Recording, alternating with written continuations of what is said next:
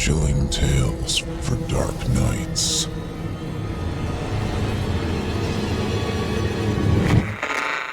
Want to make sure you never miss a Chilling Tales for Dark Nights video again? Be sure to subscribe and hit that bell to turn on notifications. Your son appears to be quite exceptional, Mrs. Warren, Dr. Etheridge said, looking up through wire-framed glasses, his index finger pointing at the test results in front of them. He has the gift. Mrs. Warren leaned forward in her seat on the other side of the desk. Ain't my son. She glanced to the side where 7-year-old Andrew sat on a leather couch, entranced by his Nintendo. My sister's kid. God rest her soul. Etheridge watched her make the sign of the cross, thin, withered fingers moving over her chest. Her face was drawn, eyes sunken. She looked as if she hadn't slept in days. Perhaps your husband should join us, Etheridge said, gesturing toward the door leading to the waiting room outside his office where his assistant, Mrs. Anderson, sat. I think you'll both want to hear what this institute has to offer. She glanced back at the door. Nah, I think he's happier out there. Got eyes for your secretary, he has. Dr. Etheridge cleared his throat, trying to ignore Mrs. Warren's comment. Whatever the state of the Warrens' farm life rural marriage was, it certainly wasn't any concern of his. The only thing at the moment that did concern him was the boy. Can I have some ice cream? Andrew said without looking up, his blonde hair hanging over one eye. When we're done, Andy, Mrs. Warren said. She turned her tired gaze back to Etheridge, grimacing. Can we get on with it, please? Etheridge pushed his glasses up. Yes, of course. He leaned forward, glancing down at the test results. His scores are the highest I've seen, on all levels. Telekinesis, remote viewing. Mrs. Warren snickered. Those tests are bullshit, Doctor. Finding stars and squiggly lines on the back of cards, bending spoons. He can do that nonsense in his sleep. There was a crash outside in the waiting room. It sounded as if Mrs. Anderson had knocked her file organizer off the desk again. Second time this week. I'm sorry, Mrs. Warren, you were saying? I've seen him lift a tractor and hurl it into the barn like it was nothing. Can I get chocolate ice cream? Andrew asked. In a few minutes, Mrs. Warren snapped. A tractor? Etheridge sat forward in a seat. Not just big stuff, and not just out here. She leaned forward, placing a hand on the desk. He can move folks' insides, blood, organs, bone. Etheridge removed his glasses. What? Didn't that secretary of yours tell you nothing?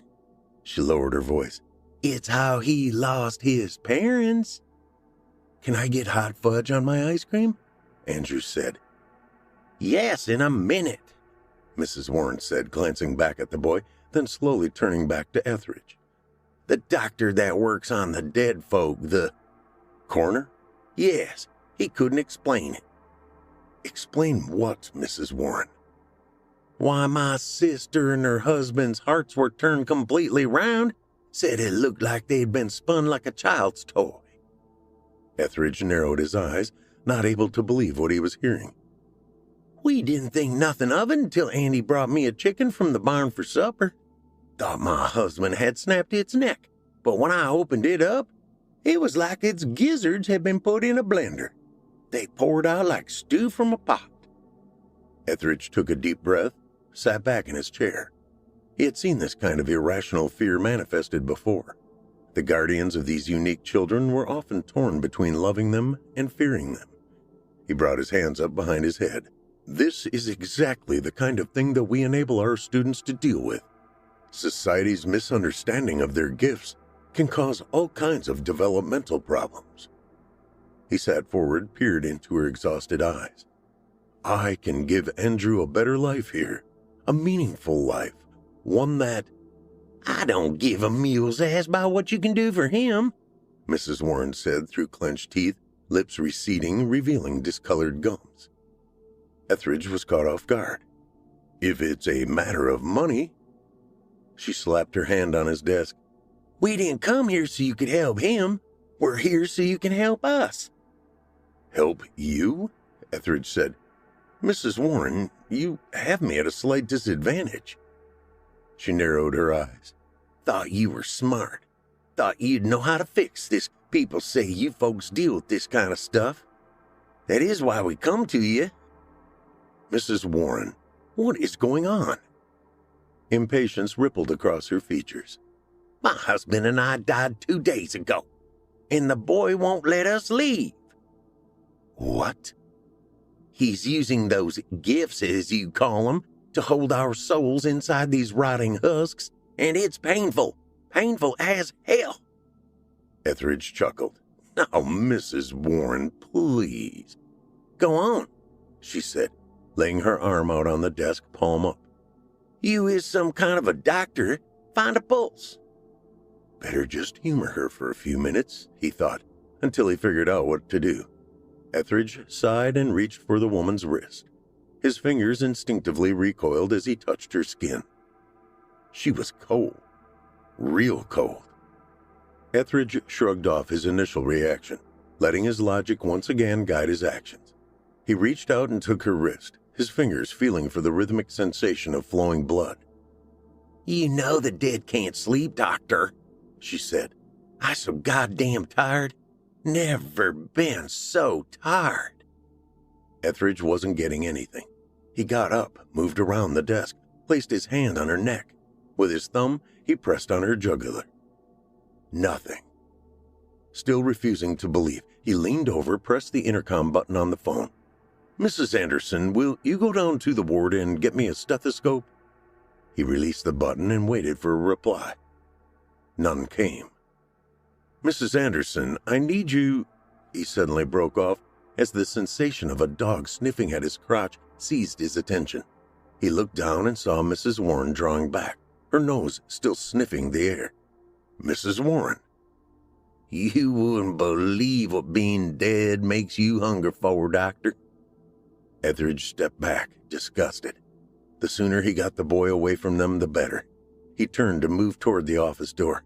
He grasped the handle and swung it open. "Mrs. Anderson, I've been called—" His mouth dropped open. His eyes bulged. Mrs. Anderson was sprawled on her desk, dead eyes staring at the ceiling. Mr. Warren was using his hands like rib spreaders while his face sank into her exposed cavity. Etheridge could hear the sounds of chewing. "I'll make you a deal, doctor." Etheridge spun around and found Mrs. Warren standing, her lifeless, hungry stare boring into him. "You get Andy to let us move on," she said, "and I won't eat you." Paralyzed by horror, Etheridge watched her walk toward him. His heart pounded and he thought it would burst from his chest. Mrs. Warren reached out for him and he tried to raise his hands, but they remained at his side, useless. She clutched his arms in her dead fingers and moved his stiff body out of the way. She then exited the office and joined her husband at the feast. Etheridge staggered back, not knowing where his feet were taking him. His heels collided with the leather couch and he plopped down into it. The beeping sounds from Andrew's Nintendo were just a bit louder than the sounds of tearing flesh, snapping bone, and chewing, resonating from the waiting room. He looked over at the boy, still peering intently into the glowing screen of the handheld video game. Etheridge took a deep breath. When he breathed out, he was no longer a paralyzed idiot, and once again a world-renowned parapsychologist. "Andrew," he began. The boy continued playing. "Andrew, are you doing something to your aunt and uncle?" "I don't want them to leave," Andrew said, not looking up. "And why is that?" "Because everyone leaves me." His forehead wrinkled. "My dog Skipper left. Mom and Dad left. They left me alone." "Tell you what," Etheridge said. "Why don't you come live here with me and—" "Why should I?" He had never had to convince a child. It was always a parent or guardian that needed the persuading. Because I have ice cream." Andrew stopped playing and turned to look at him. "What flavors?" "Oh, let me see. There is chocolate, vanilla, I like Rocky Road. Got that one?" "Well, let's take a walk down to the cafeteria and see what we have. What do you say?" Andrew stared at Etheridge, considering. "Any progress, Doctor?" Mrs. Warren said, stepping back into the office. Her husband was on her heels. Both corpses glared at Etheridge, hands glistening with blood, chins dripping. Dr. Etheridge hardened his tone and tried to appear firm. "Andrew, you have to let them go. Let them go, right now." Etheridge could hear the dead bodies of the Warrens shuffling forward, and he tried to tune it out. He stayed focused on the boy, eyes locked. Putting a hand on Andrew's shoulder, he said, "I'm not going to leave you. I promise." He brushed the boy's wayward strand of hair from his eyes. "You can live here and have ice cream every day." Andrew seemed to smile. It was the first expression Etheridge had seen in the boy. "But first," Etheridge said, seeing the Warrens' shadows fall over the couch, "you must let them go. It's not right to hold them on this plane. Do you understand?" Andrew's expression soured like a kid being asked to clean his room. He then turned and faced his dead aunt and uncle. He blinked twice. "Go away. I don't need you anymore." The corpses stopped moving for an instant and just seemed to stand there like marionettes whose puppeteer had fallen asleep. Then, their strings cut, they slumped to the floor, their dead limbs intertwined as if in a farewell embrace. Mrs. Warren's tired eyes shuddered, then went still, her dead gaze locked on Etheridge. He could see the emptiness in that gaze, cold, vacuous, and he could almost feel the hollow husks rotting. Andrew hopped up, sticking the Nintendo in his pocket. Etheridge stood up slowly, eyes fixed on the bodies in his office. "Can we go get some ice cream now?" Andrew grabbed Etheridge's hand. The parapsychologist nodded, hoping to God that the cafeteria stocked ice cream. Being a diabetic, he had never noticed. "Of course, we will go take a look. There is a chance that they have run out, in which case we will just—" "I hope not," Andrew interrupted. "I haven't had any since Auntie and Uncle ran out 2 days ago." His expression became irritated. "And that made me really, really mad."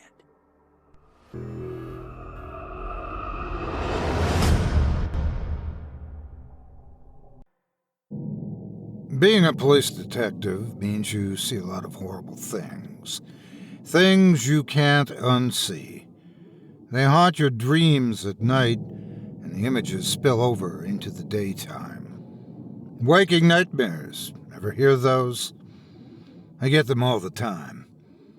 Pretty soon, every time you close your eyes, you see a flashback of something awful. An ice pick through an eye socket. A hammer drill invading someone's skull through the ear canal. Bodies missing pieces. Cadavers of all shapes and sizes, colors and creeds. Some killers don't discriminate. Most do. Did you know that serial killers predominantly murder only those from their own race and social standing? There are numerous motives that drive them. Financial gain, thrill-seeking, revenge, love, hate, or even the simple desire for attention.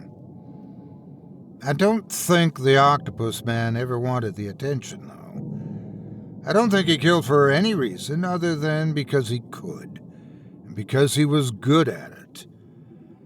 Ever hear of outliers? He was an outlier, in many more ways than one.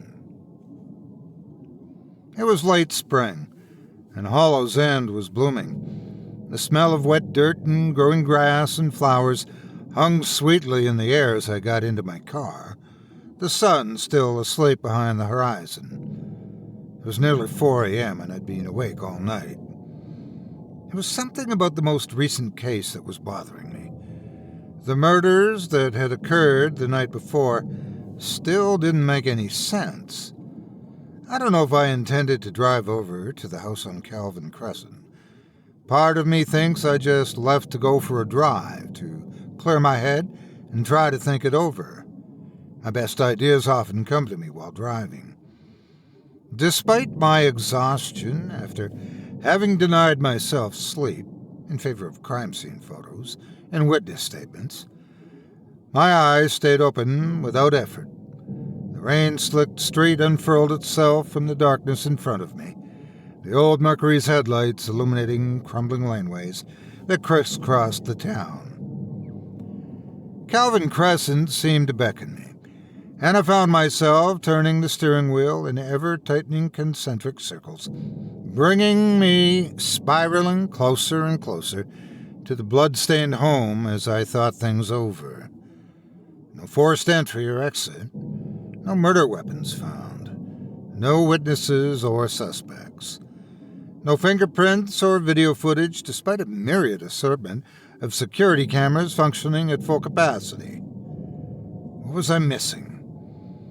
The Thompsons were your everyday run-of-the-mill family of four. They went to church on Sunday. The boy played Little League on a team called the Wildcats, and the father was the coach. The mother was a member of the church's women's league, and the daughter was involved in gymnastics and ballet. Why the hell would anybody want to kill them? The coroner was doing his autopsy, and the report would be available that morning, sometime. I'd go there and see the man himself as well. Dr. Strange, as the other cops liked to call him. No wonder I couldn't sleep. The day was going to be jam-packed full of mental torture and gore.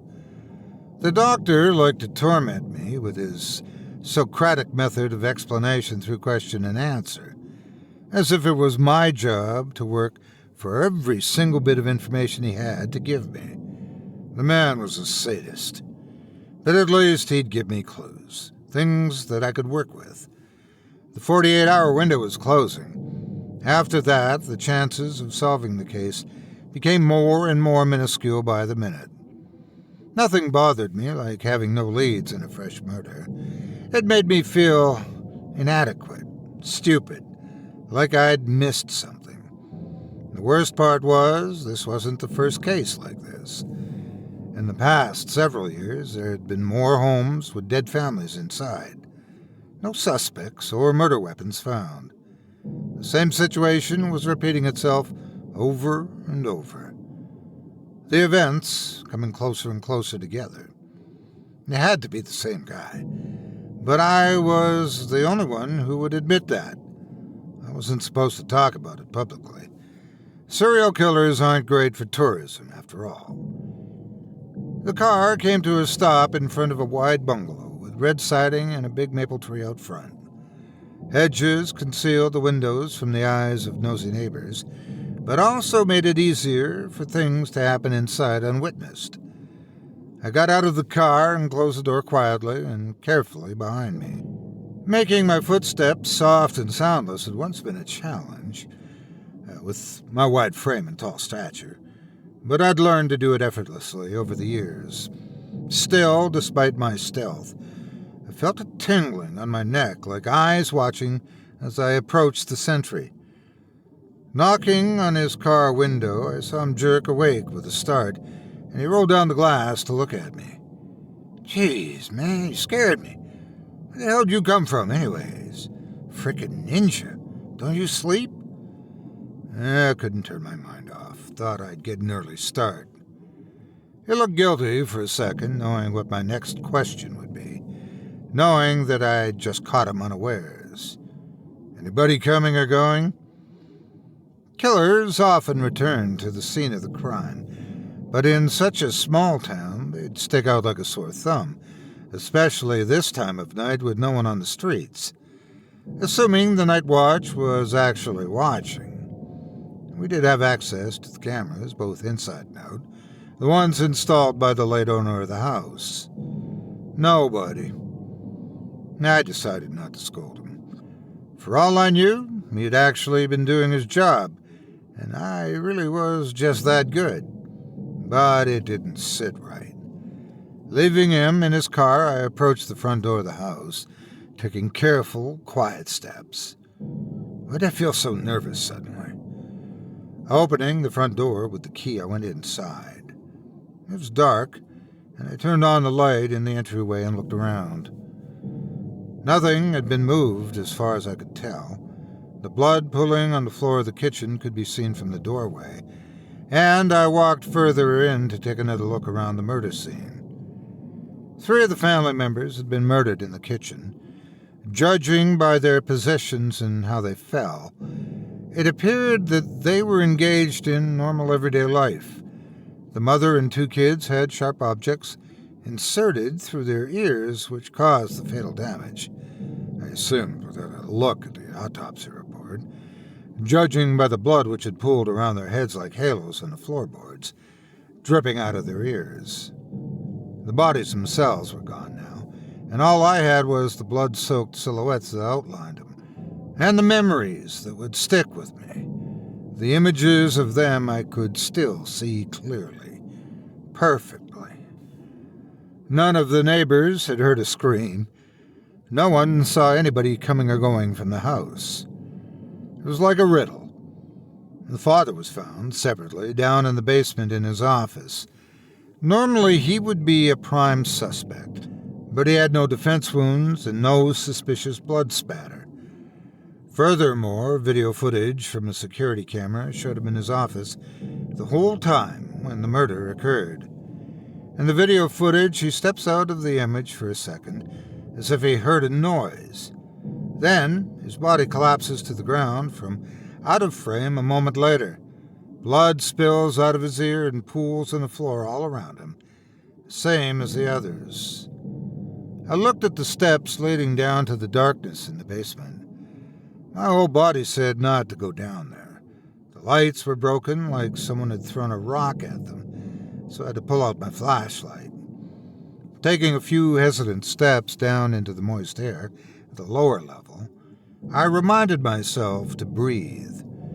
Keeping to the outside of each step, I managed to avoid making any noise until I got near the bottom, and one of them creaked loudly.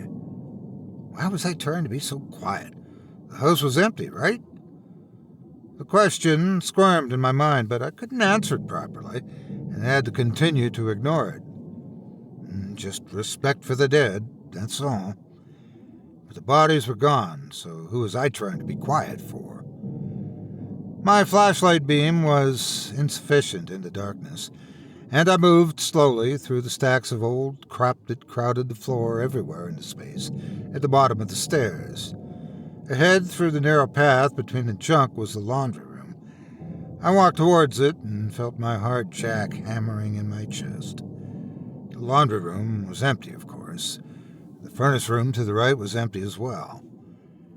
I went through the door that led into the den, and past that was the office, where the husband had been murdered. Part of me really didn't want to go through that door. Shining my flashlight beam inside, I saw dingy, mildewed floorboards, an old TV, and stacks of magazines, old computer parts, stuffed animals, and board games. It was a junk room by the looks of it. The perfect place for someone to hide. But we had cleared the house. There was no one there. So why did I feel like there were eyes on the back of my head, watching me at all times? The back of my neck tingled like there was someone staring at me so intently. I could feel it in my flesh. And just then, I heard a voice from behind me that nearly caused me to jump out of my skin. "What's up, boss?" I turned around and saw the officer from outside was standing in the doorway to the den. "Jeez, kid, you scared the hell out of me. What are you doing down here? You're supposed to be outside watching the house." He looked at me funny. "What do you mean? You just waved me in from the front door. I saw you. Figured you'd need a hand moving something." "I didn't wave at you from the front door. What the hell are you talking about?" That was when I saw the shape behind him. It was camouflaged and blended almost seamlessly with the darkness. The air rippled and shimmered like the air above asphalt on a hot day. Tentacles wrapped around the young officer. Gary was his name. The colors of the strange alien-looking appendages changed to match his uniform almost instantly. One of the tentacles probed up and into his ear like a kid giving a wet willy to an unfortunate classmate in school. "What the fuck?" he managed to get out, Only those 2.5 words. And then I saw blood begin to jet like a fountain out of his ear. He collapsed to the floor loudly with a dull thud that rattled the floor. Blood began to pool around his head, and he was completely still, not breathing. In the doorway to the den, I could see the shimmering outline still. The form of a man, almost, but not quite. His movements were quick and deliberate. As he ducked into the laundry room, I could see the colors of him blending and changing quickly, almost but not quite catching up with the background as he moved. The man, or whatever he was, appeared to be wearing some sort of ultra-high-tech military equipment. At least that's what I thought at first. Later on, I did research and found that no technology existed that even came close, unless it was highly classified and far beyond the current prototypes. The only thing that looked remotely close to what I'd seen that night in that basement on Calvin Crescent was something I discovered eventually on a nature program on television. It showed footage of an octopus blending seamlessly with its environment and moving through the water effortlessly with hypnotic movements as the colors shifted and matched the background exactly, but with a moment's delay. The memory came flooding back to me instantly. The image was the same, the shimmering, shifting colors that blended perfectly after a moment to adjust. That was when I started to call him the Octopus Man, years later. But in that moment he was a phantom, a ghost who had just murdered a cop in front of me and then disappeared into the shadows of the basement like a specter. I was terrified, and that's not something that I experience often. It had been trained out of me with years of experience living in deadly situations, basking in them like a hot bath and soaking in them. Danger is part of the job description when you're a homicide detective. But how the hell do you fight something you can't see? Part of me knew somehow that he was human, that he was killable, and that he needed to be killed, or he'd kill again and again. I heard a raspy chuckle from the laundry room. I drew my gun and tucked the flashlight under my chin, desperate to maintain my light source, while calling for help on the radio. The radio, which should have been on my belt, was not there. It had been with me when I entered the house, but it was suddenly gone. Vanished like the phantom who was still laughing at me from the shadows. Moving slowly with tentative and curious steps, I walked through the doorway leading back to the stairs. My first goal was to stay alive and call for backup. Even when I was younger, I never tried to be a hero. That's a good way to get yourself killed in this business. The laundry room was immediately to my right, and I shone the flashlight and pointed my gun along with it, hoping he wouldn't be foolish enough to attack a man with a gun pointed straight at him. But then I heard a noise above me, like suction cups quickly sticking and unsticking. Then a thump behind me like a person had been hanging from the ceiling and dropped down in the darkness to land on the floor. I spun around, and the gun and flashlight were knocked out of my hand by a heavy appendage, rough and somehow slippery at the same time. Falling to the ground, I rolled quickly, knowing somehow that to stay still would be my death. My instinct proved correct as I heard a slamming sound where my face had been a split second earlier, and looked over to see the floorboards cracked in a spiderweb pattern where something heavy had just been brought to the ground. The bastard was trying to kill me. There was no doubt about that. His form color shifted as it seemed to float over towards me, not walking like a person, but gliding across the floor as he approached. He picked me up and threw me across the room like a rag doll.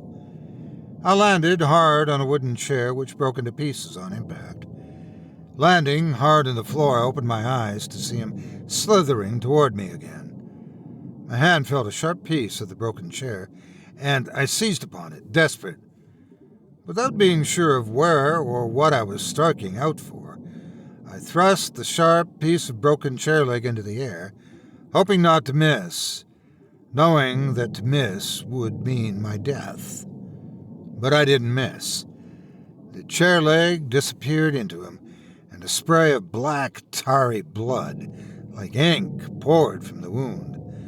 The black arterial spray covered him and made him visible to me for a moment before he escaped.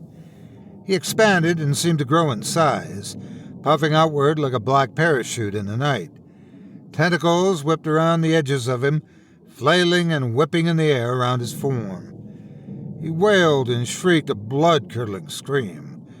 I was terrified, and unsure what the hell this thing was that I had just stabbed in self-defense. Would it kill me now, as it killed the others? With its true form finally revealed, I was no closer to knowing what it was than when it had been invisible. It truly looked like a demon sent from hell. I thought it would come for me and take my life, but the thing seemed to only want to get away in that moment, hurt perhaps for the first time in its existence. It jumped up into the air and clung to the ceiling like a bat, then scuttled away and disappeared up the stairs. I heard the front door open and close a moment later, and it was gone. The images are still burnt into my memory to this day. I'm retired now, but I still have nightmares about him. About it. There are a few perks to being a retired detective. One of them is that you get a heads up sometimes when things are happening out there in the underworld of our city, especially since my old partner is the lead detective on the case in question. I hear a lot that the public isn't privy to, like how there's been a new string of murders. They fit an old pattern of a killer who was dormant for years, one who was never captured. No forced entry or exit, no murder weapons found, no witnesses or suspects, no fingerprints or video footage despite a myriad assortment of security cameras functioning at full capacity. I know who the killer is, though. The Octopus Man is back.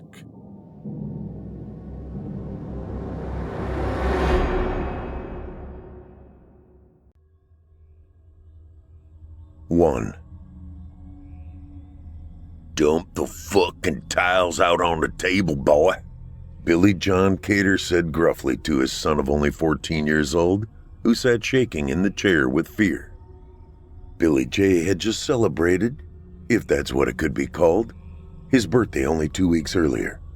He lost his mother and the only ally in his hell-filled world mere hours ago. Her illness came on fast and strong. 2 weeks ago, she had looked tired and hacked and coughed a little more, but she had been feeling well enough to help him blow his candles out on the package of his favorite vanilla Hostess zingers she had put out on the table for him after school. His daddy's still working in the shop. Now, she was nothing more than a memory, and just when he had needed her most. She never was the pretty picture of the perfect mother, not that Billy J would have known any difference, but she was the only buffer between a heartless, wicked man and him. Billy J was the only good thing his mother ever accomplished, and she told him that a couple of times lately. And now, she was gone. A scared and empty little boy now sat nervously at the kitchen table, the place where he was already far too familiar with the mason jar and the harsh punishments it delivered. His world growing up was always full of dread and anxiety for as far back as he could recollect. He didn't understand why that damn jar was on the table, but he knew better than to question his daddy about it. But then sometimes, a child don't know no better than to tempt his own fate. And there it was, staring him down like a rabid dog, visually snarling at him and beckoning to question why. Why? What? I mean, why? He stuttered and tried to ask his father. His words would come out broken and made him stumble even more. I don't know why. I ain't... The harsh man who sat across from him, still wearing his usual dirty gray trousers and grease-covered wife-beater t-shirt he always wore, began to answer back in his usual loud and angered tone. Don't you do it, you little fucker. Don't dare to question me, boy. But Mom, Mama's gone. I ain't done nothing to deserve no judgment today. I've been good." His father's eyes boiled with bloodshot red sternness. It easily cut deep and quick to the bone. Young Billy J couldn't imagine those eyes being from anything other than the devil himself. He had just spent hours crying in his bedroom since getting the devastating news of his mama's passing. His only refuge underneath his bed, curled up tight and wrapped in whimpers until his daddy yelled for him to get his ass to the kitchen. His father was no crier. Billy had never seen a situation where that son of a bitch ever shed a tear. Mama did, though. All the time. Seemed she was always smoking cigarettes and crying quietly to herself, muttering under her breath while always painstakingly trying to satisfy every demand his daddy had. It made no matter what it was, or how big or small. "Billy J," she'd whisper, "keeping your daddy happy is like transporting nitroglycerin across a mile of washed-out road." She'd stop about every sentence and cough a couple of times before continuing. "Honey, it's almost impossible to do without ending in a loud explosion followed by chaos and pain." She'd always touch the hair that hung over his eyes, the only sign of a mother's love he ever felt. "You'd be best to keep to yourself, son. Don't throw gasoline on his fire. Be sure to be there before he finishes calling you. Otherwise, he'll rain down hell's fury right on top of you." Billy J knew those words rang no truer. He had the scars to show it, physical and mental. Just before his daddy yelled to get in the kitchen, he was thinking about how his mama finally escaped the bastard's hold over her. But then, he was all alone with him now. The thought petrified him. No way could he stay and survive without his mama. "I'd rather get sick and die like she did. At least she finally got grace." This was the thought racing through his mind as he sat awaiting whatever was going to happen. "Don't you question me, little fucktard. Dump the fucking tiles out on the table like I done said, you little waste of a good time." Billy J didn't understand. It didn't make sense. It was an all-new way of playing the judgment game. He hated his daddy's jar his entire life, all 14 years of it, but it was always played the same way. The mason jar always put fear in him. The mere sight of it made his stomach bind up tight into twisting knots that sent a harsh burn up his chest to his throat. Somehow, Billy J suspected tonight would be much different. Even worse with Mama gone. He heard it in Daddy's voice. He could damn near smell it in the air, hovering above like soured milk, making it hard to breathe without retching. He wondered if he might just be joining his mama sooner than he had imagined. Did Daddy have it inside him to kill me? He wondered.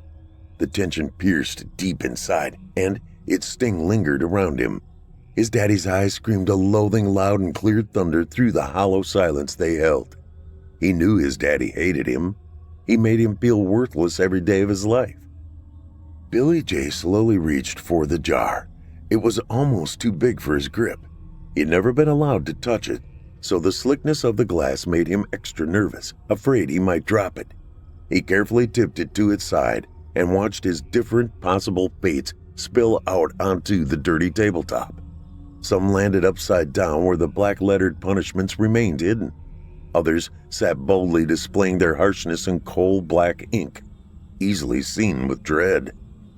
Dunk, slap, and then one caught his attention. The tile that always seemed to elude him. Grace. Afraid to lift his face and meet his daddy's calloused, hardened stare. Not knowing what to expect from this break in the way the game was normally played. His heart pumped inside his chest hard. He was certain the sound could be heard as loud as a freight train blasting its horn, announcing its arrival into town. He also knew his daddy enjoyed watching the panic in his eyes. 2. Pick up the grace tile and hand it over to me, boy. We won't be needing it tonight. Those words alone spoke in volume that he'd just lost his only saving chance. Even at his young age, he He realized life changed in this specific moment. Not only was his mama lost, but any shot at Grace disappeared along with her. In fact, boy, he continued as his son nervously placed the Grace tile within his black, grease-stained palm, calloused and tattooed with open sores from the vehicles he worked each day. Grace is now banned forever from this house, dead and gone, just like your lying mama. Billy John began to scoot his chair back from the table. Its legs dragged heavy and bellowed out screams against the wooden floor, matching the sharpness of Billy J's internal cries of anguish from the pain he knew would soon be announced to him. He dared to break the rule once more. The rule his mama warned him of, but he opened his mouth. Why, Daddy? What did I do wrong? Is it 'cause I cry for my mama who just died? He begged. That's all I can think of that I did. I already miss her bad. Miss her? You killed her slow, boy, from the day you ripped her lady parts up, entering this world ass backwards. And you've been choking the life out of her ever since. He guffawed a wicked chortle which burned as it rang loudly in his ears. Yeah, you were never wanted, boy, and you've been nothing but a goddamn nuisance ever since. Mama told me she loved me and she hated you. I didn't kill her. You said it was lung cancer from the cigarettes. His tear-filled eyes began to sting, but he insisted to remain defiant and hold strong with his resolve. If anybody killed her, it's you. She was always scared of you. You fucker. Maybe that's what killed her? The monster inside you? The one that makes you drink and yell and hit? Billy John finished scooting out of his chair by flinging it backwards through the air until it slammed loudly into the oven. Get over here, you little bastard. He opened his hand that held the grace tile. It stared back at him as boldly as his rebelling son did. That angered him even more, causing him to toss it into the trash piled up on the floor. You're gonna pay for those sharp words you think you're man enough to fucking use? There won't ever be grace in this house again.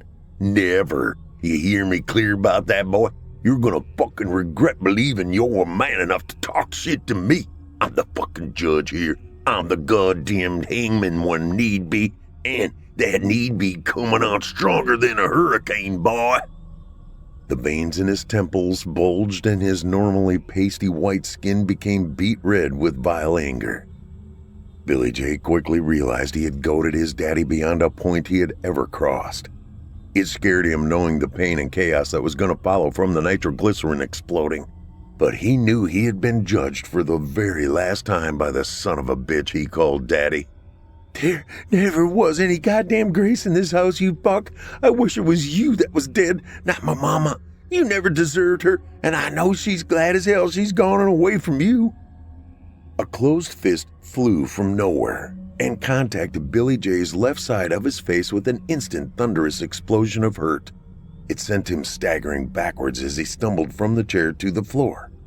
His head smacked hard against the wall and then onto the hardwood flooring as his blurred vision went instantly dark and dead quiet. 3. His ears throbbed and rang. Billy J's eyelids barely parted, allowing him to see the bourbon bottle gripped in his daddy's hand. He wasn't sure exactly where he was or what had happened. His temples pounded. The left side of his face felt numb, yet the skin burned like fire. His vision lacked clarity when he attempted to coyly survey the surroundings. His eyelids mere slits and he kept his head perfectly still. He shivered. His skin was cold, wet, and felt shriveled. After squinting a little more to bring his awareness closer into focus, he realized it was the bathroom. He was in the tub, his father sitting on the stool across from him. Terror surrounded him instantly like the frigid water he was lying in. The tile that spelled out dunk came instantly into his consciousness. Had that tile spilled out onto the table tonight?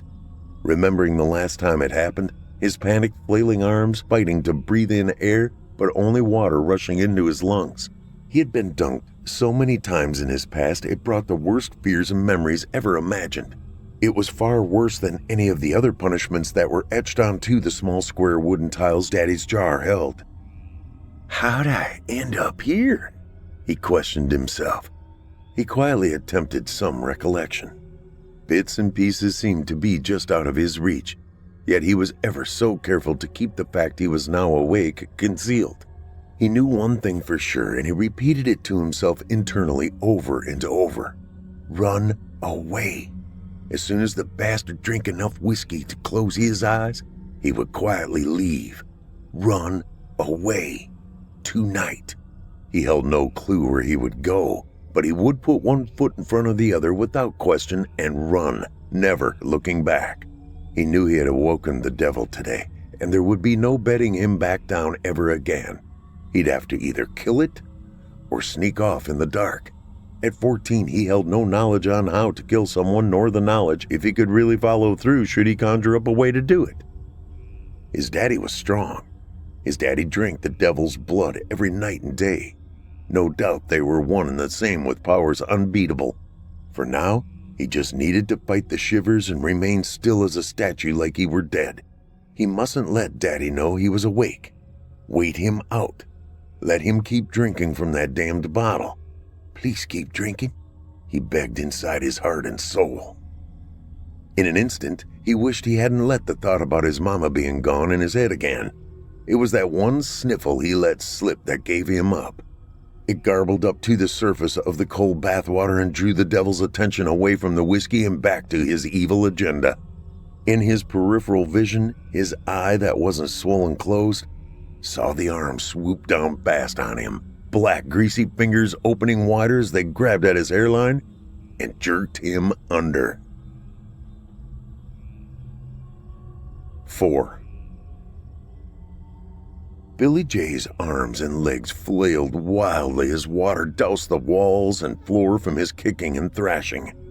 His daddy's grip held firm, squeezing his head down tight against the iron tub's porcelain bottom. He desperately needed to draw a deep breath, but he knew what would happen. Instead, cold water would fill his throat and chest cavity, not the oxygen his lungs screamed for. He continued to hold his breath and fight until he was about to surrender and suck in as hard as he could, hoping for the air his body craved would be there, but knowing it wouldn't. Daddy's hand gripped his hair and held him down, then suddenly reversed the action. Billy J was jerked to the surface just in time to inhale one quick coughing breath mixed with heavy droplets of choking water. The young boy's mind prepared for another plunge. He had been here before. The procedure drilled into memory. His punishment wasn't over yet. Two things now fought for his brain's attention and control. Survival first, and then revenge. He wanted to kill the fucker responsible for his horrendous torture. He knew it for sure. He barely got a half breath before his head was shoved back under, eyes still open wide, now blurred from the rush of cold, stinging water that flooded them. The large, murky silhouette hovered above him and created a fuzzy canvas of motion just above the water's surface as his head lashed back and forth, splashing waves of turmoil. He frantically searched for another life-saving gulp of air, but the monster continued his wrath of towering over him. It held him under with the strength of what was certainly a creature from the deepest bowels of hell. After the third or fourth repeated action, the hand gripping his hair threw his head back into the water, but this time there was no pressure to hold him under. Left for dead, it was over for now. The figure got up from his knees and loudly muttered, "That's what you get for killing my housekeeper, cook, and piece of ass, boy. Now you got fend for yourself like a real man." And he left the room, likely in search for his goddamned whiskey bottle he loved so much. The only damn thing he ever loved. Billy J lay motionless, almost lifeless, shivering and spent. He desperately gasped deep breaths and sputtered water from his mouth. Seems Mama would have to wait to meet up with him again, though. He had somehow survived his daddy's fury once more. Too afraid to climb out of the tub and dry off, he instead waited to make sure the devil was passed out. It was cold and he softly cried ice-cool tears. They rained continually down his cheeks. Light muddled sobs echoed around the frigid iron and porcelain sides of the tub, hovering just above the water's surface, reverberating atop the now placid calm. The aftermath of the assault. Now came the planning stage of running. 5. Billy J. held no clue how long he had been lying in the tub. He did finally risk pulling the plug, hoping it would drain its contents without sound. He grabbed a wet towel from the floor and pulled it over his still water-soaked clothes, wrapped himself tightly into a cocoon, and nestled in. Billy J. searched for any warmth he could find, his ears perked and tuned in for constant guard of any sounds that may stir outside the closed door. He was trapped like a frightened, wounded rabbit in a cage. Freedom was just outside the closed door and around the corner. But where was the box, and could he avoid him on the way out? He knew he needed to grab things before sneaking away. He wasn't ever coming back again. He knew that much for sure. And his daddy was right. He would be fending for himself from now on. Billy's mind drifted to a time his mama had taken him to a matinee movie several years back. It was the only special day he could remember having. Not certain why it came to him now, but the memory somehow reassured him. My Side of the Mountain was the title. It was about a young boy who took off on his own and lived up in the mountains all by himself. He survived. Billy J. smiled, but it was mixed with worried apprehension. I could survive too, couldn't I? He wondered. He knew there was no chance of living if he stayed. He couldn't. He wouldn't last another thrashing, never another flogging. It felt like hours before Billy mustered up enough bravery to crawl out from the tub and attempt to peek outside. He twisted the knob ever so carefully. The frightened and shivering boy feared each click of the door handle mechanism, seeming thunderous enough to wake the beast. Maybe he was still so medicated by the brown liquid from attempting to erase the guilt from his torturous actions. Billy J. guffawed, knowing his daddy held no form of any guilt at all. He cautiously pushed the door open, then tiptoed carefully down the hallway, avoiding all the squeaky spots past the messy living room. He spied an empty bottle tipped on its side across the coffee table, lying beside his mama's ashtray, still sitting piled up high with cigarette butts. Another near-empty bottle was barely clutched in his daddy's hand. It hovered just above the messy floor below the couch he was passed out on. Light snores filled the room with no visible movement from the body sprawled out across the filthy stained cushions. Cautiously, he continued to walk down the hallway, still stepping over and around the boards that may give his movements up. He made it to his room, and after entering, he quickly and silently opened and shut drawers, pulling out the things he thought he would need to make it on his own. In his young, foggy mind, he was grasping at straws. He held no clue of what the future would bring him or just what he would need to take to face such an obstacle. Money would be needed for sure, and he did know where the cookie jar that held his daddy's precious stash was. He would retrieve its contents on the way out. He'd also take every fucking bit of it too. He owed that son of a bitch nothing. Billy J. stuffed clothes into his backpack, grabbed his pocket knife his mama had recently given him, causing another tear from thinking about her. He shoved the thought away as he glanced one more time around, looking for anything he was forgetting. There was nothing left but bad memories in this room now. It would be easy to leave and never look back. Knowing the path all too well, he silently tiptoed back down the hallway, avoiding the noisy floorboards by carefully weaving back and forth between the walls. He knew each one well. He had done it 1,000,000 times before. Upon reaching the kitchen entryway, he quickly spied the cookie jar on the top shelf. After setting his backpack down, he lifted a chair and carried it over to the counter, then tacitly placed it beside the cupboard. A couple of careful steps up, both hands methodically clasped the heavy jar tightly within his grip before kneeling and placing it quietly down on the counter. He took a huge breath after accomplishing the task without mishap, and then pulled the lid from the jar and looked in. There it was, the roll of bills he had seen his daddy stuff inside every time a customer paid him for a car repair. It was thick and had a $20 bill on the top that wrapped around all the others and was rubber banded into a bundle. It was a fortune for sure. There was something else resting in a clump next to the roll, It was soft, and as he attempted to lift it up, he found it heavy as it jingled. He realized it was a sock when he continued to lift it out. The fabric stretched from the weight of what was hidden inside. After retrieving it and placing it beside the jar on the countertop, the fabric ballooned out with more clinks and clatter. He immediately knew what was inside before pulling the opening wide enough to see its contents. It was change, dimes and nickels mixed. By its weight, it must be several more dollars inside, he thought. He knew he should just take the cash, abandon the lid and jar on the counter and leave. But that's not what he did. He knew his mama hated her kitchen being a mess, even though Daddy never put anything back and trashed every corner of the house. Out of habit of trying to please her, he set the money roll down and maneuvered the lid over the jar, nestling it almost back into position. That's when he lost his grip. The lid clanked on the jar top and then slid down with a series of rattles ending in a clunk. Fear instantly gripped Billy J as he grabbed the lid to silence it. Frozen in place, he turned to see the cash roll and sock full of change sitting in plain sight. If Daddy came into the room to see what caused the racket, he would instantly foresee his plan with his backpack, the money, and fresh clothes he was wearing. Billy J knelt frozen in place, petrified as the explosion from the nitroglycerin being rattled and jarred. 6. The bottle of whiskey must have done its job. Seconds morphed into a minute, and Daddy never stumbled into the kitchen. Luck was on his side. The mistake he had made failed to awaken the beast. Billy J grabbed the money roll and quickly stuffed it into his pack and then shouldered it, ready to start his run. That's when something caught the corner of his eye, the one that wasn't swollen almost shut. It stood firm and staunch like a tall silo in an empty field. The goddamn mason jar.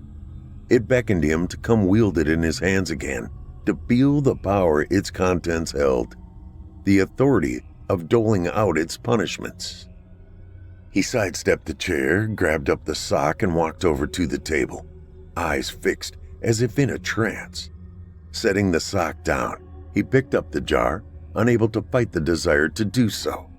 He absorbed the various tiles and the words emblazoned in bold black etchings that lay haphazardly across the table. He quietly spoke each one as he picked it up between his fingers and felt their sharp edges before silently sliding them back into the jar. Dark. Slap. Hit. Dunk. There was, of course, no longer a tile scribed with grace on its face. Daddy had removed it and then tossed it into the scattered trash spread across the floor. He scanned the room, searching quickly but intently for it. An internal thought instantly overtook his thinking and he quietly uttered, "There was never any fucking grace in this house. Why start now? He doesn't deserve it. More than anybody else, he's owed the worst of judgments." Vengeance overwhelmed his previous desire to just run. Instead, he felt compelled to doling out the consequences himself of the judgment game and its wrath. He'd been the only recipient his entire life of that damned mason jar. His mama came very close several times with threats of its outcome. No doubt about it, she too got beat all the time. But the game? It was reserved for him alone.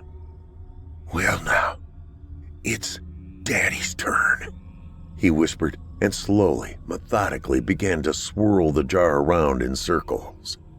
The tiles spilled over each other as his hand began to shake them, mocking his daddy's hands he had watched so many times himself. Swallowed up in fear of which wooden tile would spill out onto the table, which form of hideous cruelty would be used on him. He paid no attention to how loud the sound of his actions made. He didn't care. He was under the spell of the jar. He longed to hear the sound of the angered rattlesnakes quivering their tails in warning of impending doom. The sound that in the past instilled terror inside, just like Daddy in an unspoken instant. He halted the jar and tilted it slowly to the tabletop, so careful of an angle steep enough to call the tiles to slide towards the rim, but slow enough to control only one to breach the edge, just like his daddy did. carefully jiggling it until that one and only wooden piece gently spilled onto the surface. A slow, timely sting like the venom being pumped into one's bloodstream. A small square of bait fell silently onto the table, but landed upside down, leaving his daddy's retribution still unseen. Billy J's heart boldly pounded within his chest like big bass drums from the school band, hammering an explosive cadence of anticipation. His normal feelings of fear now transformed and converted into power and wrath. It felt awkward and unfamiliar, but it felt so damned fulfilling. He set the jar down beside the faceless tile and reached his hand out. Billy J lifted it in between his trembling fingers, hesitating for only a moment before slowly turning it over. 7. An eerie stillness swallowed Billy J's thoughts as well as the room's emptiness when his eyes read the word etched into the tile's wooden face. He had never imagined the excitement coursing throughout his veins would be this kind of exhilaration. He had always been on the receiving end where only terror was felt. He was never the one in charge who doled out the consequence of the jar. That difference between receiving and giving such a verdict battled a tug-of-war inside his mind. He had always felt guiltless, and any punishment from the jar was unfair. He had committed no wrongdoing. His daddy, on the other hand, would be overwhelmingly justified with any reprimand doled out from the jar. Daddy's entire life was an unending crime against him and his mama. His daddy could possibly drink his guilt away from his own goddamned conscience, but he couldn't drown it from his or his mama's. He slowly laid the small wooden scribed punishment face up onto the table beside the jar. His eyes moved upward as if he were able to stare into his daddy's eyes across the table, as he had felt him do to him so many times before. In his make-believe moment of wielding total power and control, he smiled an evil and mocking smile, then quietly but firmly spoke the single-syllable word. Beat. He knew he didn't have the strength in his young body to beat his daddy bad enough to counter his ability to strike back in reprise. A feeling of letdown hovered inside his head, but he found himself unable to just leave the tile lying on the table and walk away with its judgment unanswered. He scanned the kitchen looking for a way where he could overcome and carry out its justice. His frown turned upward into an evil grin when the answer came to him in the form of the coin-filled sock boldly staring back at him. Yeah, the sock that held part of his daddy's precious fucking savings. What could be more fitting? He questioned. Billy J reached over and picked it up. It was weighty in his hands. It could certainly do some major damage in the right place. Without much more of a thought, he tightly grasped it and ominously walked through the kitchen's entryway into the living room, the change stretching the sock towards the floor from the weight of the coins pulling downward. His daddy still lay passed out on the couch, his bottle nearly ready to drop from his hand to the floor. His wretched eyes still closed tightly in slumber. Light snores rhythmically escaped his callous lips. He hated the man he now stood over. His eyes coldly stared at the evil in his father's face. The weathered lines across his forehead, the graying stubble that shadowed his cheeks masking any form of humanity there. He was disgusted with everything about him. The way he drank, the way he treated him and his mama, even the smallest of things like the filthy clothes he wore and the careless way he trashed the home they lived in. He loathed him. Billy J wrapped the stretched sock twice around his right hand, drawing it closer to his wrist, and began to slowly swing it back and forth in his tightened grip like the pendulum of the grandfather's clock sitting in the corner of the room. Click, clock, tick, tock. Feeling the heaviness of it as gravity helped increase the weight of the coins, pulling his muscles to tighten. He imagined the weight of the coins smacking down onto the face of the devil lying unsuspecting before him. He instantly and effortlessly swung his hand upward as it traveled high above his head, almost brushing the ceiling, hovering no more than a millisecond while it towered above his daddy's head. Then, without hesitation, the weighted pendulum swung quickly downward, hard and fast as if the hangman's lever had been pulled. The sock's landing ended with a dull thud as crimson-red liquid exploded from his victim's face and a shower of brightly beaded droplets painting the couch and walls. The explosion was followed with an immediate sharp groan as the whiskey bottle sanctimoniously fell from his grip to the floor with a quiet thump that echoed above the moaning wails of his agony. His bloodied eyes appeared to cry as they attempted to focus while his hands quickly crept towards his face to nurse the pain-filled swelling and jellied flesh. Billy J could barely see his daddy's shocked reaction through his own swollen eye he had suffered earlier by the now curled-up body on the sofa. A wicked smile grew across Billy J's face, and it was indeed the satisfying smile he had hoped it would be. One of accomplishment. He had finally given the punishment his daddy deserved for the years of abuse he had doled out to them, his mama and him. The mean and vulgar filth he had spewed through the years, the repeated rapes and beatings his mama had endured, his own suffering from his unrelenting and inhumane tortures, the lack of any attempt at love being shown to either one of them, the drunken rages from out of nowhere. He never imagined just how good such a horrible thing like this act could feel. It was guiltless pleasure. It was emotional payback. It was an epiphany, and he felt its instant addiction react inside, telling him he would need another fix. "How do you like that, you fucking bastard?" He spoke in a monotone yet deathly calm voice as he coldly stared at his daddy's agony. The fucker's cowardice attempt to cover his face as he watched his young son swing his arm upward for another revenge-filled strike he would be unable to halt. A moment later, Billy J again pulled his arm down hard with all the force he could muster, connecting another bone-crunching blow to his daddy's face and hands. A loud yelp of brutal excruciation instantly bellowed out, overshadowing the sound of the coins within the sock jingle-jangling in chaotic chimes. "That one was for Mama, you worthless fuck." Young Billy took his time to remove his backpack as he watched his daddy roll up in a ball of agony and cry out in tears, "Please, stop!" Tears like he had never witnessed before from the man who so easily gifted those same tears of pain to family. He calmly stowed the bloody change-filled sock into the pack, placing it next to the money roll, and then threw it across his back. He walked a bit taller with pride through the front door. He didn't feel any urge to look back again, knowing there was nothing left there for him to miss. He did feel as if he were leaving one thing behind, though. It only took a flash to realize what it was. It was his last bit of innocence. The devil had just stolen his soul today, but it had felt good. It felt really good. He had a purpose now with his new start in life. He could now cuss like his daddy, like a grown-up. And of course, he could now judge and execute punishments, just like his daddy used to. He didn't need no fucking mason jar to do it.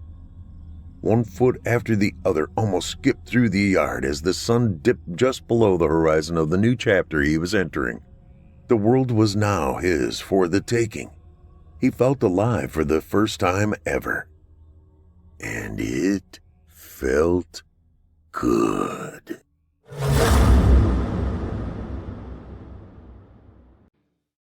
Abigail, it's been a long time since you heard from me, I know that. There's nothing I can say to make up for the way I left, and I know that too. There are a lot of things I need to tell you, and a lot of it will be hard for you to hear. And all of it will be hard for me to tell you. I wouldn't blame you if you never even opened this letter. But in the hope that you'll at least get this far, I'll start with the part that really matters. I love you, and I'm sorry. I left you because it was too hard for me to stay, but you deserved a father. And though I was always a poor stand-in for him, I was too much of a coward to admit that you needed me all the same. I should have been there. I know things can't have been easy for you with your mom, especially near the end. I loved her, Maybe not like your dad did, but I loved her all the same. I should have been there for both of you. There's so much about your life that I want to know. So much I want to ask you. But I know that I've lost that right. I sit up at night and wonder, are you alone, or do you have someone? Do you have a family? Are you happy? I don't deserve to know those things, Abigail, but I wish you all the goodness in the world. And I'm sorry for all the shit and the misery I left behind for you. I know you worry about me. Your mom never let me forget that you worry about me, but I'm okay. I've been staying in the camper these past few months, the same one we used to take out into the woods when you were a kid. Just you and me and your mom. Christ, I remember how much you hated that. You were a good kid, though. You'd roll your eyes and complain a little, but then you'd find a joy in it like you could find a joy in anything. I think even as a little girl, you could tell how much it meant to your mom and me. There was so much goodness in you. There still is. Don't ever let that go. That's your dad, your real dad, all the way through. I've been thinking about those weekends lately, about waking up to the cold and damp and the smell of pine sap heavy on the air, the mist that seemed to creep in through the cracks of the door and soak us all through. I remember your mom frying you up cheap ham and eggs. I remember the sound of the griddle and always the ache in my bones. It was a good ache, from crowding on a hard mattress with the two of you, from sitting with our backs to the trees and hiking out until the sun was low. It was all good, the cold and the damp, the hard bed and the bad coffee. I loved it all because I was with the two of you. I was so happy then.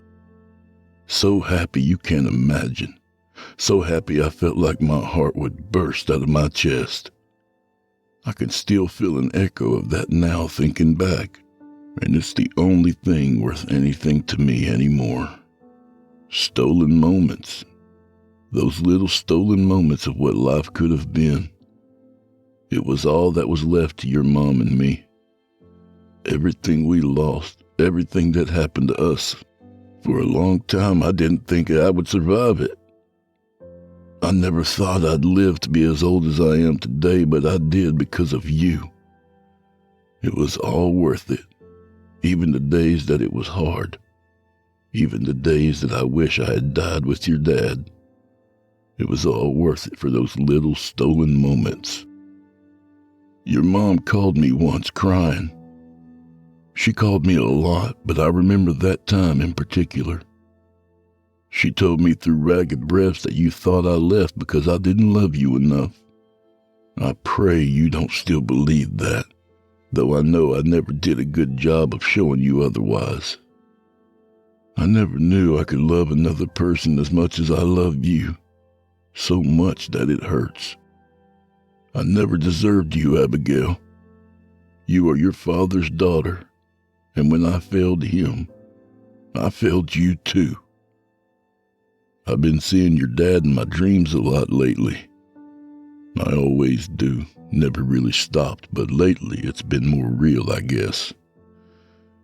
He's felt closer than he has since he died. I tried to talk about him as much as I could when you were a kid. Tried to show you pictures. Tried to give you some idea of the kind of man he was. It was hard for your mom. Hard for her to hear about him.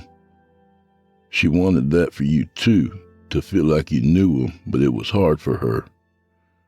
I don't know if I did enough. When you close your eyes, can you see his face like I can? And when you hold him in your mind's eye and breathe in, can you smell the warm air heavy with his scent? Can you feel him there with you? I didn't do enough. I tried to make him real for you, but I know that I didn't do enough. I hope you know that if he were here, he would tell you the same thing as me, that he loves you, and he's sorry. He doesn't have anything to be sorry about, but he'd be sorry all the same. I see him in my dreams every night, like he was in the end. I tried to tell you the things that it was right for you to know, and I know you figured most of the rest out. You always were too smart to keep anything from. I know you're old enough to know it all, and I know that you already know the worst of it. It's important that you know the rest, or at least have the chance to, if that's what you want. I know that you know that I ended your father's life.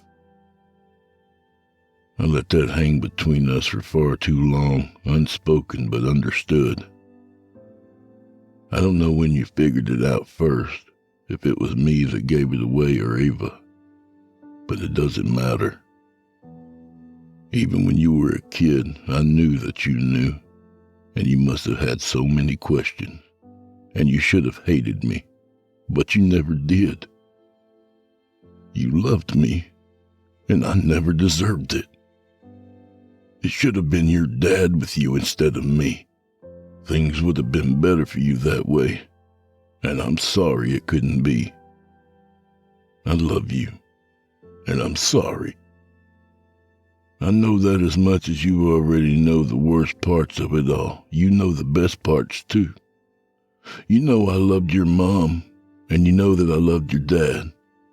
We grew up together, me and him, in a town that you can't imagine, in a town that shouldn't exist.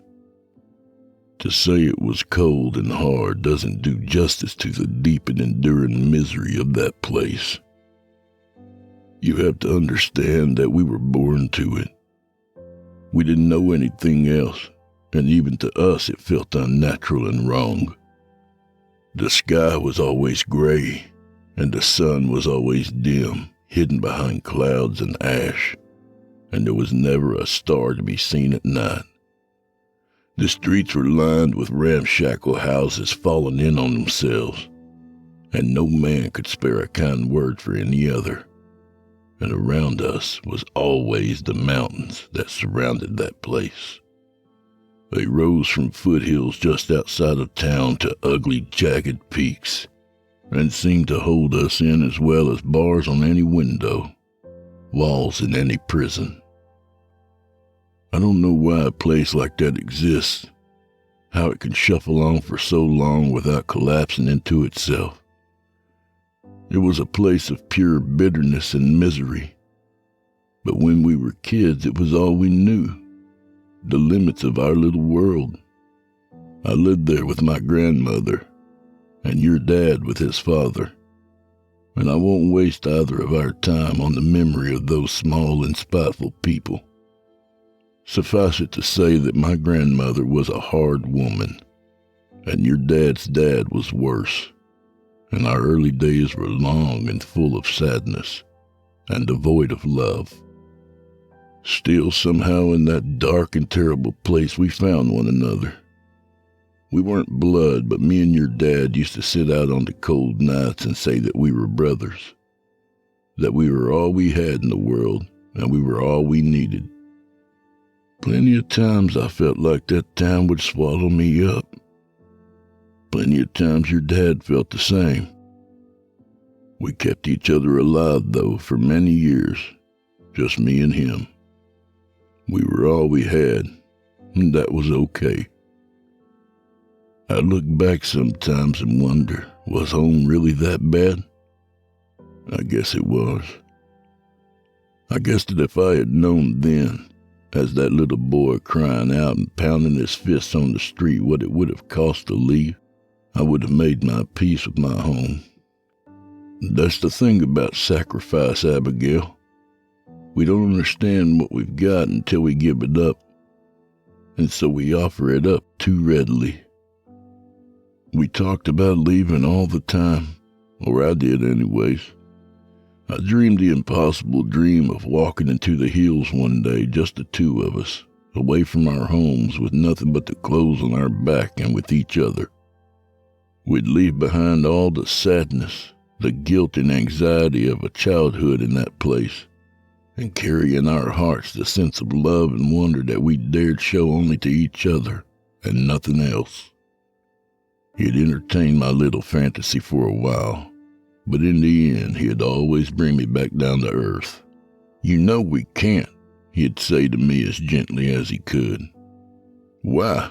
I would ask him, surely showing the desperation that clawed at my heart. "Why can't we?" "You know." And he was right. I did know. I knew why we didn't leave. I knew why no one left. I knew what lived in those hills as well as anyone. I had heard the stories and read the old words. I knew them in my heart, and I had seen them in my dreams. I knew what poisoned the town and the hearts of those who lived in it. And I knew what bound me forever to a life in that place. I knew that those hills that rose like razor wire all around us were the domain of the Earth Eaters, and they would come for any who wandered too far from home. We grew up in the shadow of those hills, but more than that, we grew up in the shadow of those creatures who loomed so large above us that no light could ever reach. Folks said a lot of things about them, too many things, and many changed with each telling. The old men and women would whisper one thing or another, and somehow we believed them all. They're the old gods, from a time before mercy or love, and their hearts were filled with rage. They're the scars of humanity's worst sins made flesh, and it is our penance to live beneath them. They were made by men according to the old traditions, and there can be no tradition without pain. In some tellings they were giants, and sometimes they looked like ordinary men and women. Some said their eyes glowed so brightly that they were like spotlights in the night, while others said they had no eyes at all. Some said they could do magic. Some said they cut off their own skin in strips and offered it to travelers, and if you ate it, you would gain the sight, but be forever cursed. Some things never changed in the stories, though. They were always evil and always cruel. Their mouths were always caked with mud, and some said they ate only dirt watered with the blood of those who wandered too far from home, while others said it was only the sores in their mouths bleeding the mud that ran in their veins. They were cursed and despised, terrible and strong, and they lived in the hills. No one could pass through those hills without entering their domain, and no one did that without being seen by them and being known, and no one known by them was safe. If those hills were the bars of our jail, the Earth Eaters were the guards, and everyone knew that they showed no mercy to those who tried to escape. I still remember the cold oppression of my grandmother's home. Still remember sitting silently, tears running down my face as she sneered at me and spoke in derision. "Go then," she would say. "Go into the hills. Let them take you. Let them take you away from me. But you won't. You're too much of a coward." She would tell me, and she was right. I would talk to your father about leaving, and he would tell me that I knew why we wouldn't, and he was right too. There was no joy in my life but your father, and no joy in his life but me, and we lived that way for a long time. We didn't live for the promise of a better tomorrow, but for a threat. The threat of what would happen to us if we ever tried to leave. And soon, bit by bit, I felt your father slipping away from me. There was a poison in that place, and after many years it began to do its work on him. And I swear it was like he was too good to be made cruel, and so he went to sleep. He would still rise in the morning, still do his father's work, We would still meet, and he would still sit and listen to my dreams of another place, but he was slipping away. I was afraid. I didn't know what to do to help him until one day I didn't need to do anything, because his eyes opened. That day there was another joy in your father's life, the day he met your mother, Eva. God, Abigail, he loved her so much, so deeply, that it wounded him. He could barely talk about her, could hardly bear to be apart from her, and when he was with her, it was like he could barely look at her face. Even before I met her, I could tell their love was something different, something deep and powerful, something terrifying. It was a candle burning at both ends, and it consumed your father, and I knew it, and he knew it too. It didn't matter, though. It was beautiful. There was never a love more pure than the love he had for her, Abigail, and I wish you could have seen it. It hurts to think about your mother. For a long time I resented her because she wouldn't let me talk to you about your dad so much, because it hurt her just as much to be apart from him. I thought she was robbing you for her own sake, her own comfort, and I resented her. And when your mother finally went, it hurt too much to think about. I wasn't strong enough and you didn't hear from me, and I knew that I was guilty of worse than she ever was because I left you alone. I'm sorry. I wish I had been there for you. I wish I had done a lot of things differently. I wish for you to remember your mother, not how she was when she went, not how she left us, but the way she was when your dad and I first knew her. Your dad, he loved her before I ever met her. He loved her before he ever met her too. He used to say that, and I believed him. Her face is just warm and light, he told me. She doesn't belong here. He told me that she was special. He told me that she had wrapped her fingers around the threads of the universe and pulled hard until her fingertips had turned black to the knuckle.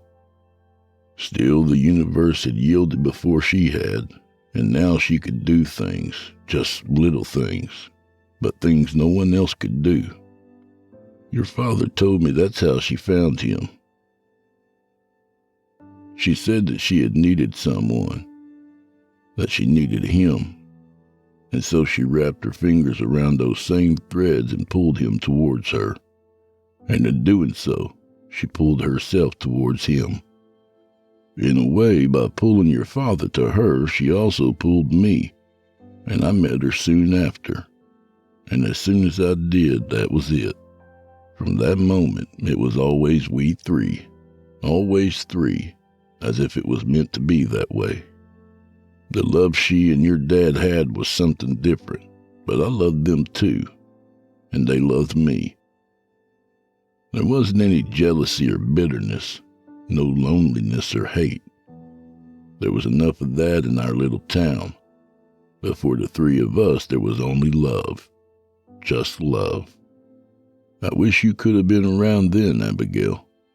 I wish you could remember her the way she was then. I know things got hard for her, real hard before I left, and I know they only got worse after. I know that it's not easy to carry that image of a person and reconcile it with the person they used to be, and I wish I had done more to shield you from that. All I can do is try to remind you of the person that she had been, that you were always able to see, even when she wasn't. She was beautiful and strong and mysterious. She could do magic, Abigail. I used to tell you that when you were a little girl, and I think it became a fairy tale for you. But it was true. She could do things, like she said, just little things, but things I couldn't believe. She could make the sun shine out from behind the clouds with a look, and make the stars shine for us at night. She could make the creek behind your father's house run upstream, and the trees in the forest would bend to meet her, and the grass in the field would pull upwards for her, delighting at her touch. The magic was a game to us then, a game we barely understood the rules of. She had this little cat she used to let run around her place, and she'd collect up the whiskers she'd drop. They're his little gifts to me, given freely, and they're precious, she told us. She said that she had burned them when she asked for things. She smiled when she explained it to me. Sacrifice. That's what it takes, even if it's something small, and you can have anything. Sacrifice. We didn't think about that part. Didn't think about the fact that asking for something big meant giving something big up. Giving up a part of yourself. God, we were kids. After everything that happened, your mom blamed herself. She was real hard on herself, and she was hard on me. And I was hard on us too, but we were just kids. Somebody hurt us, and we blamed ourselves, like kids do. Big things took a big sacrifice, and your mom wanted something big. She wanted out of that shithole, and she wanted that for all of us. We all knew it wasn't possible. We all knew the old stories, but she wanted it just the same, just like I always had, only I was too chicken shit to do anything about it. That was the one thing that me and her could connect on that her and your dad never did. Maybe he understood how lucky we were then to have each other. How much you risk for any real change of substance. We used to sit up late, me and her, and talk about what it would be like to pack up and go. Set out into the hills and never look back, come what may. Your dad would just sit and shake his head at what I know he hoped was just talk. But it couldn't stay talk. Not for long. It started small. The three of us. I remember her saying with a wry smile on her face and without a hint of fear or doubt. We should go into the hills. Just to camp. Just for the night. I still remember that dumb fuck look on your dad's face as he just stared at her. And he spoke before I could. We can't, he told her, just like he always told me. Only when he said it to me, it was said with a sort of finality. With her, it was different, like he was pleading with her. We can't. We can, she replied. They don't come for just anyone. You have to search for them. They don't want just anyone. And we won't go far, just to the foothills. I'll keep us safe, she said with a laugh. But I had believed her. I looked at your dad and he looked at me. His expression was blank. He said nothing, and she let it go. But soon she asked again, and again, and eventually, like he always did for her, your dad relented. We went one night and nothing. It was like she said. No one came for us, and more than that, it was beautiful in those little foothills, just like she said. We didn't go far in, only as far as we could get with your dad's little truck, just high enough above everyone else that we could convince ourselves we were on top of the world. We got drunk and looked at the stars shining more clearly than they ever had in town, more clearly than Eva had ever been able to make them shine. We pitched tents and cooked over an open fire. We convinced ourselves that this was life, not the town we had come from, not the fallen buildings or the cracked streets, but the open sky and the cold wind and the smell of pine needles. Looking back, I try to remember when we started to bring that little handgun. Did he have it that first night? Did he always keep it in his truck? Christ, was it mine? I don't know. It's funny how memory works like that, how I can still remember the little things. The look of peace on her face as the wind swirled around her and the leaves on the trees struggled to pull off their branches to land in her hair. But I can't remember something like that. Whose gun was it? I guess it doesn't matter. We would go to that spot a dozen times, and each time felt better than the last. We were travelers for once, on a road that actually led somewhere. I knew as soon as I felt like that for even a moment that it wasn't enough for me, and it really wasn't enough for her either. But it was enough for a while. It was enough until it wasn't. I wasn't lying when I said she pulled on the threads of the universe until her fingertips turned black. Sacrifice. We didn't think about it. I didn't think about it when she lay her blackened hands on your dad's face one night out there in the hills as we looked out onto the dim lights of town and breathed freely and laughed freely and felt like there was something worth living for. It could be like this all the time, she said. I waited for the words I'd heard so many times, the words he had spoken to me all through our childhood, the words that echoed in my head whenever I let myself imagine a life in a different place. You know we can't. I waited for those words, and for some reason on that night they never came. The silence hung over us for a while until she said it again. It could be like this all the time, he replied simply. I know. It was what I had wanted all my life, and now that those words were no longer there to hold me back, I felt fear rising like bile in my throat, and I spoke the words myself. We can't. They'll find us. I know, she said in her fierce and fearless way. Because we'll go looking for them. We three. We'll find them, and they'll teach me how to make it real. She explained to us that she could do magic, little things, but it wasn't enough. She explained that she could paw at the threads of fate, but the Earth Eaters could weave it. She said that her little bit of magic was enough to begin to know them, and know that they could give us what we needed, a path to a new life.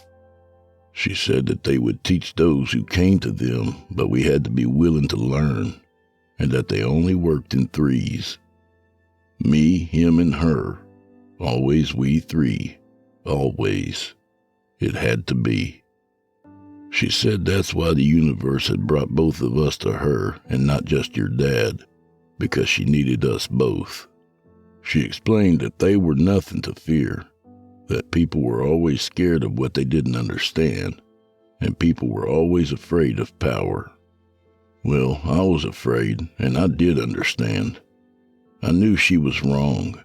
I knew it was all wrong. I tell myself that, to place the blame on her. Only the truth of it is I didn't need convincing. The truth of it is I felt their pull just as strongly as she did, and I was just as powerless to resist. Much as I loved your mom, I hated her for a time. I hated her because I told myself that she convinced us to go. I think she hated herself for that too.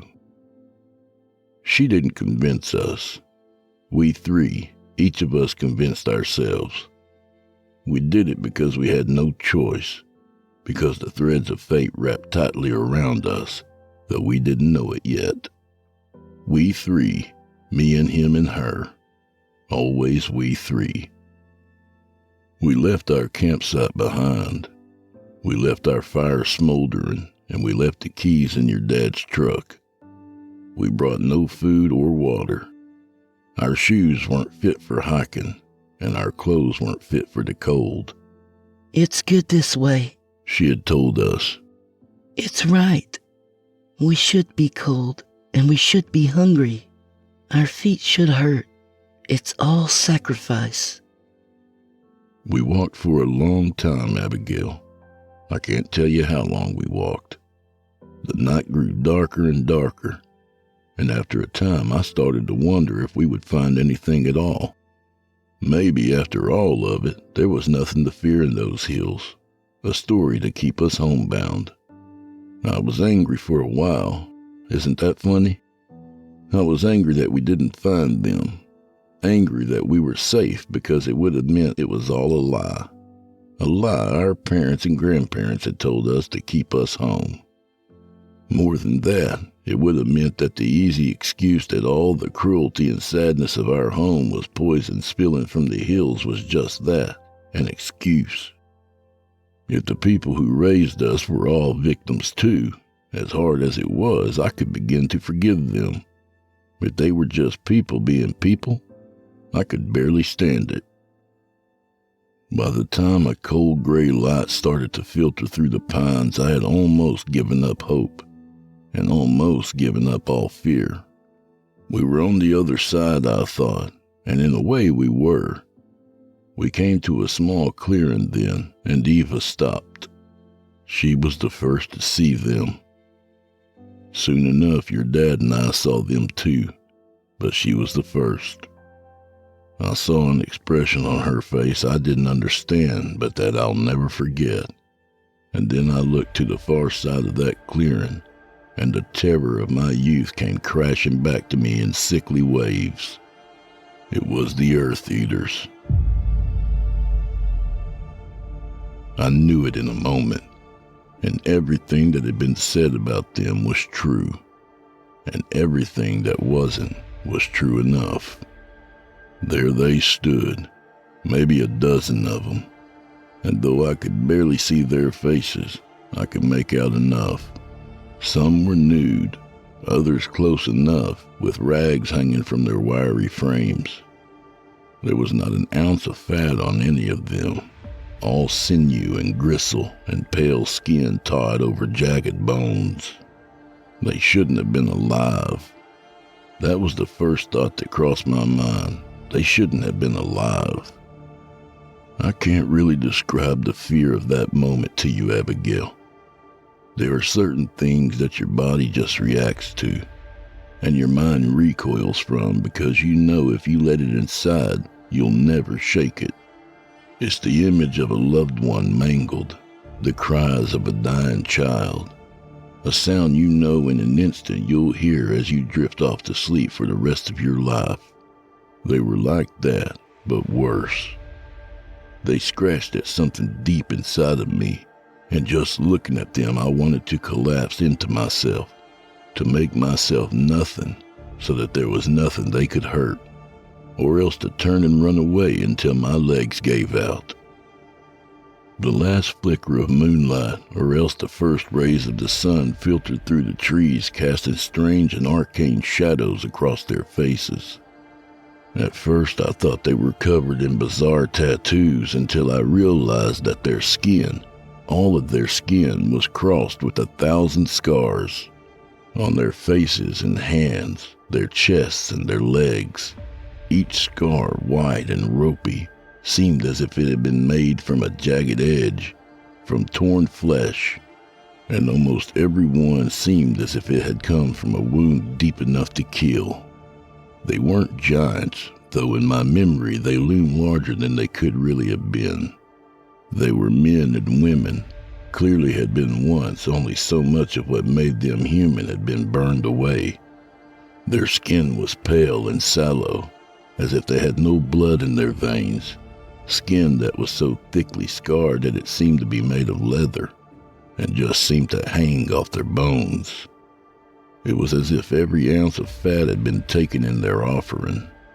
Their faces were impassive, yet their eyes were full of rage and sorrow. All of them, all over, were covered in a thick and oily mud. It ran down the corners of their mouths, was matted in their hair, and dried along their open wounds. I tried to look away from them, Abigail. I did. When I close my eyes, I still see them, and I still can't make myself look away. I could see them on the day that you were born, and in every stolen moment of joy in my life with you and your mother, and I could still see them the day I left. I can see them now. I wondered then what sort of terror had to be visited on a person to make them turn into that. They disgust me, Abigail. They always have, and I know that it's right to be disgusted by them, that it's right and natural to feel revulsion to everything they are. So much of what made them human was gone, but so much still remained. All the worst and most loathsome parts, all the putrid, oily blackness that we carry in our hearts was smeared across their faces for all the world to see. There was no pretense with them, no hidden truths or softened edges. They simply were what they were, and what they were was ruin. I was afraid, Abigail. I'm not ashamed to say that. Never have been ashamed to be afraid. There are times when being afraid is the right thing. Maybe if I had listened to what my fear was screaming into the void in my chest, maybe if I had run, things could have been different. As much as I was afraid, when I looked at Eva's face, she never faltered. She was strong, and she made us strong. She walked towards them, and in a daze your father and I followed. What else could we do? They weren't giants, but they stood tall against the rising sun, bare-chested and unashamed. They carried 1,000 mortal scars, and their eyes were dark, and their faces masks of solemnity, and their mouths were caked in earth. It was all up and down their arms and legs, but especially on their face. In some places dried and caken, and in others still wet and oily, but earth all the same. They weren't giants, but as we met them in the middle of that clearing, the 3 of us and the 12 of them, they may as well have been. We were small then, and they made us feel small. We came to them, and they came to us, and there was silence. There was silence, and I could hear my heart pounding in my chest, and I looked at your dad, and I could see he felt the same. His muscles were tensed, ready to grab your mom, ready to run, just waiting, waiting, waiting. The first among the Earth Eaters stepped forward, and in a moment from a daydream or a fever, he knelt in front of Eva. He held out his arm, and she drew a knife that I hadn't known she had, and she pressed it to his skin. She looked into his eyes, and his face showed no emotion as he nodded, and I thought of all the old stories as she slid the blade into his arm and cut. He didn't move, and mud spilled down his wrist as she cut a thin strip of flesh away, and he didn't move until she drew that strip to herself. She told me later that she hadn't planned any of it. She had hardly known what she was doing, that her hands and arms had worked on their own. She told me she was just as afraid, just as confused as we were as she cut that strip of sallow, filthy flesh away and brought it to her face. She told me she was just as disgusted as we were as she brought it to her mouth and ate it. She told me it was cold and greasy, gritty, bitter and rotten. And as she chewed it, she had to fight an almost impossible urge to retch. A mouthful of mud and rotten meat, she said, like it was a nightmare, like she couldn't wake up. Your dad and I, we were afraid of her in that moment, and we had every reason to be. Her magic was revealed as something much darker than I had ever understood, and for an instant our image of her changed. She wasn't the sweet and loving girl we had come to think of as an extension of ourselves, but something unknown and unknowable, something as cruel and terrible as they were. That was shattered in an instant, though, when she swallowed that bit of flesh. In an instant, the scales fell from her eyes. She looked down at her hands, opened her mouth in a silent scream as remnants of skin and mud dribbled from the corner of her mouth. She began to gag, almost convulse. Your dad ran to help her, but there was nothing either of them could do. Her body fought to bring up the poison inside her, and she retched hard, but it was too late. She had accepted that part of them willingly, and so it was inside of her, and part of her forever. I stared spellbound as she finally stood shakily and ran from the clearing, and your dad and I followed as fast as we could, never looking back. She collapsed again not far off, her body now racked with convulsions, and your dad just held her head in his lap and stroked her head as she wept. The old story said that eating the flesh of the Earth Eaters could give you the sight, and I believe in that moment she had it. She never spoke about it, never spoke about that moment, and after a time I learned better than to ask. I'll never know how much she saw then. It was just a flash, or if she saw it all, everything that was coming, everything that would happen to all of us. I hope for her sake that that's not true. I can't imagine a worse fate than knowing what was coming, and knowing you couldn't do anything to stop it. Whatever she saw was enough to reduce her in that moment to a shivering wreck, and I remember screaming at her, at your dad, telling them we had to keep going. I remember your dad screaming at me to give her a minute, just give her a minute. I remember her just screaming into the night. We cried out there into the nothingness until we were hoarse, and then we were walking, just silence and walking, for all the hours back. I couldn't tell you what was going through my mind then, Abigail, other than the knowledge that we needed to get away from that clearing. We made our way all the way back to our camp, and Eva lay in the tent and slept, or else just lay still, and I sat for a while your dad lay with her. By the time the sun was setting again, he came out and sat with me.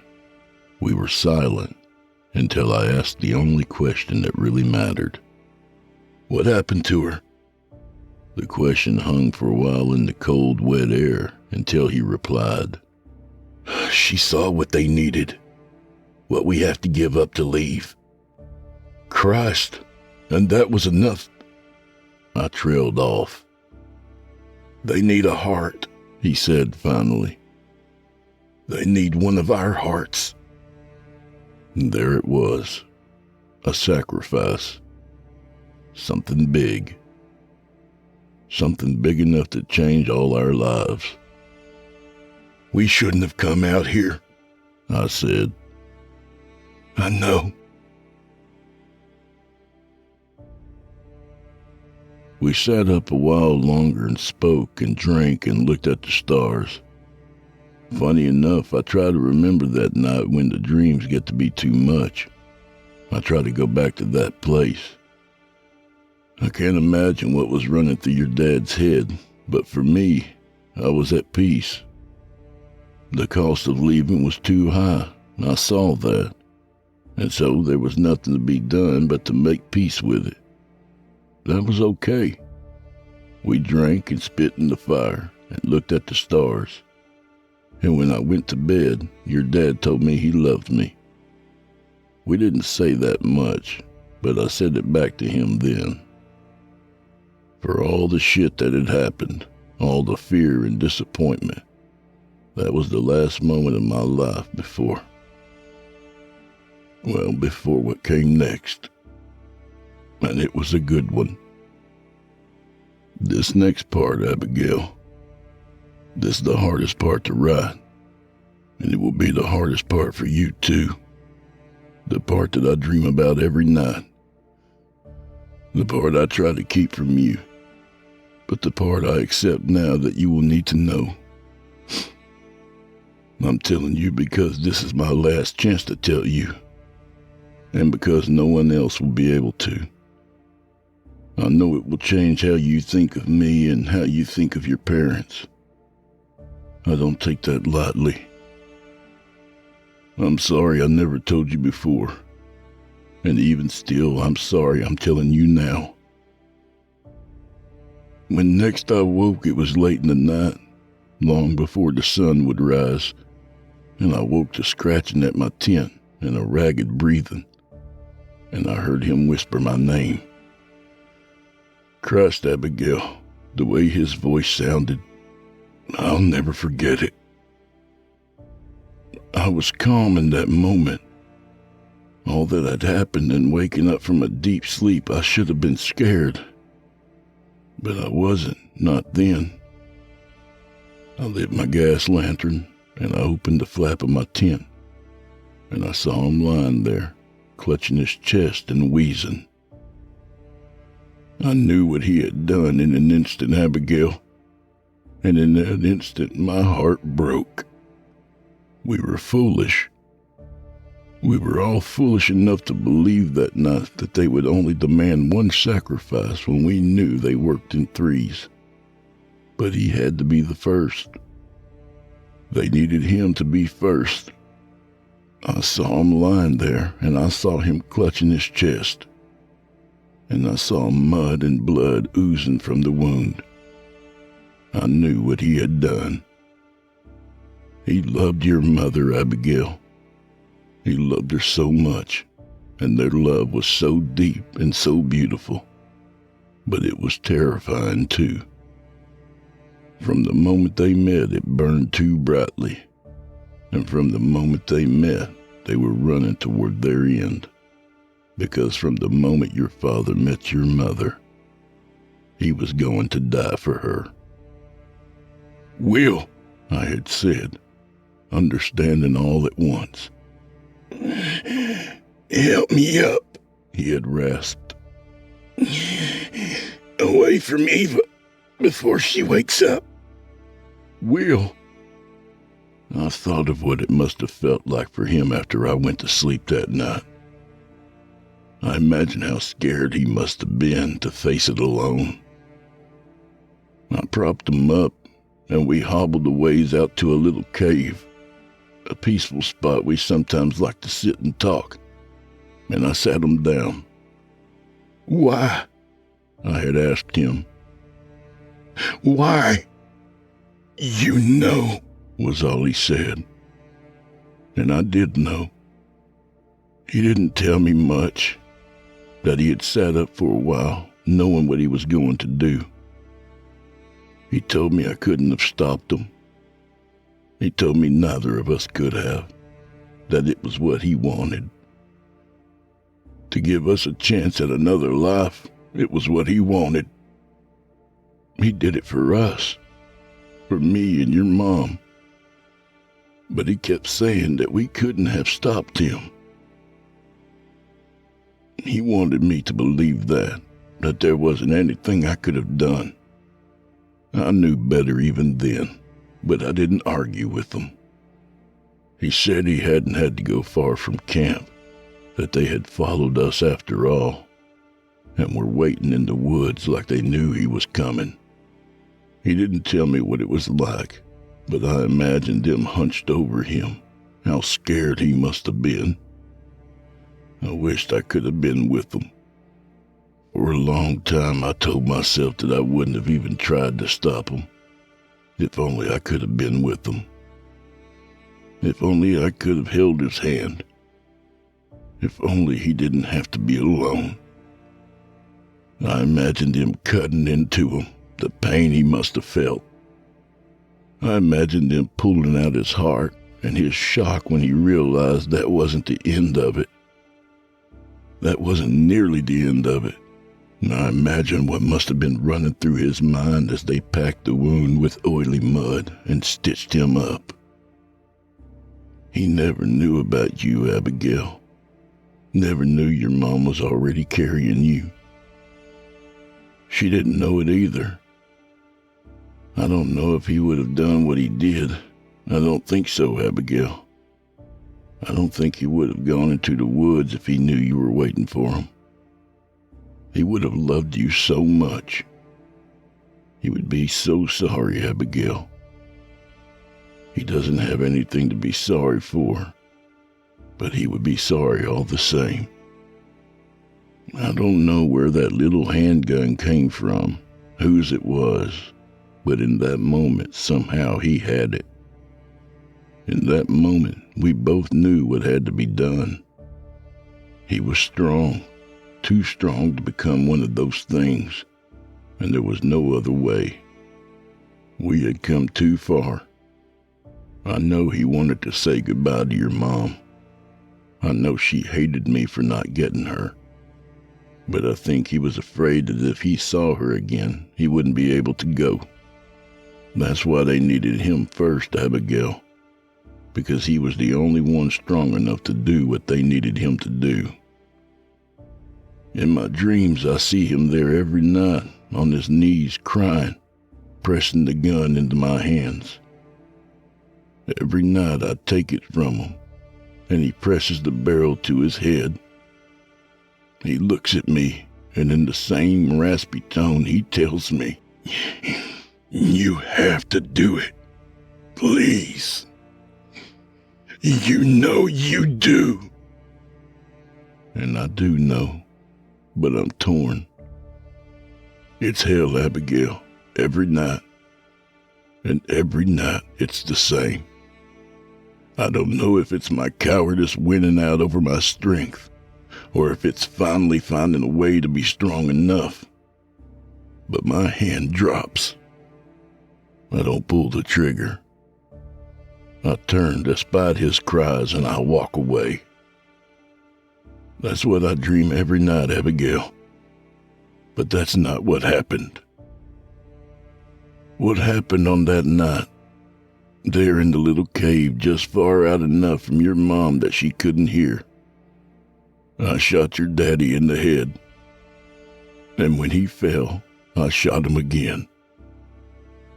He would have wanted that. He would have wanted to be sure. I killed your dad. And the only consolation I had was that what spilled out of his head was still mostly human. They didn't have him yet, Abigail. Not all the way. Not yet. I stayed there with him for a long time, just holding him. And then I left him there in that place and found your mother back at camp. I heard her before I saw her. Heard her releasing the most terrible, the most animal howl I could imagine.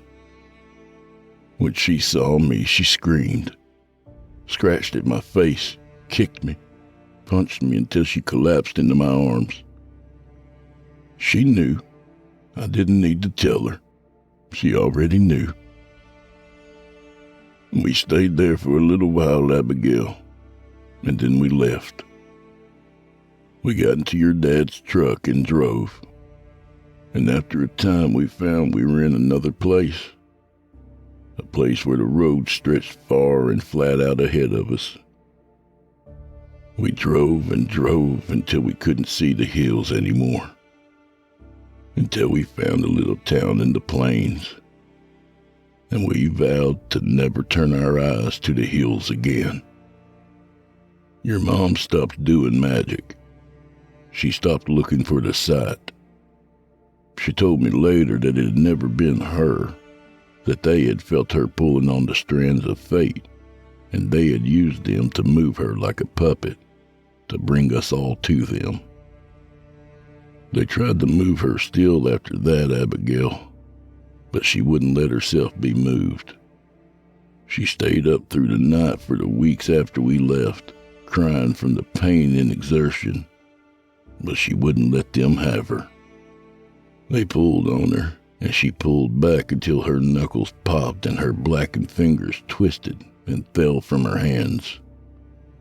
And then we thought we were free. We thought that was it. We didn't realize how intricately their fingers were woven into that tapestry of fate. Your dad was just the first, but that was how their magic works. 1, 2, 3. The rest you know, Abigail, but let me tell it anyways. After all the shit and misery, let me remember some of the good. You came, and for a while things were so much better. We missed your dad so much, Abigail. You never get over a thing like that. But there you were, this little piece of joy and light in a world full of darkness. After it all, we had made it away from our home. After it all, we had you. I remember when you were just a baby laying on my lap. Everything you were and everything you could be, just wrapped up in this little fat bundle on my legs. It was all so fresh then. We almost let the darkness take over our lives, but you pulled us back. You were all joy. We tried living like a family for a while. We did, but the scars that night left, you just can't let that go. I wish I could have, for your sake. I know it was hard with your mom and with me. I know you saw us fight, saw us argue, saw us cry. I know you wondered about so much. And I know I should have told you so much of this a long time ago. It killed your mom in the end. You know that.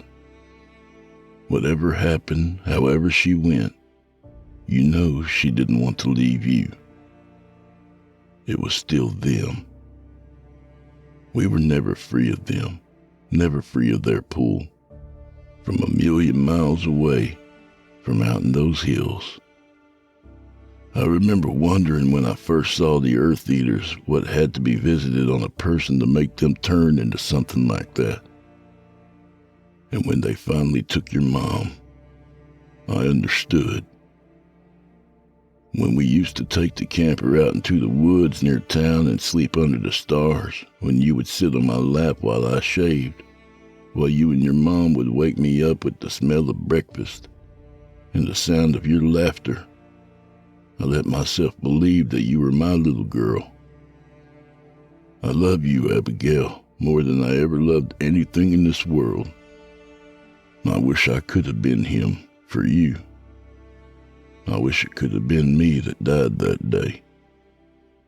I wish I would have had the strength to go and see them in that clearing. Only I know in my heart that they wouldn't have taken me. Not yet. They didn't need one sacrifice, but 3. And he had to be the first. It's all 3s, Abigail. And the hardest parts are done, and the sacrifices have been made. It had to be your dad first. Had to be, and they knew it. They knew he was the one, the only one who would be brave enough to die for us. It had to be your mom next, and they knew that too. She was the only one of us who loved so deeply with every part of herself that she would die rather than be left behind. Only I don't think they ever realized how strong she was. I don't think they realized how much she would love you, how much she would wring out of this life that was left to us. She was magnificent. And the fact that they took her in the end doesn't change that. It had to be me who stayed behind because I was the only one coward enough to stay alive. I've been changing for years, baby. I can feel it in the way I think, the way I feel. It's all mud. I think back to the first day we saw those things, about how alien they looked. I look in the mirror now, and that's all I see. I realized a long time ago that they aren't made by taking a strong man like your father and by cutting his heart out, packing it with earth. They're made by taking a person like me, a coward, and staining his soul. They're made by starting with a person full of sin, full of weakness and regret, and working on him for years and years, and their work is almost over. It's all finally almost over.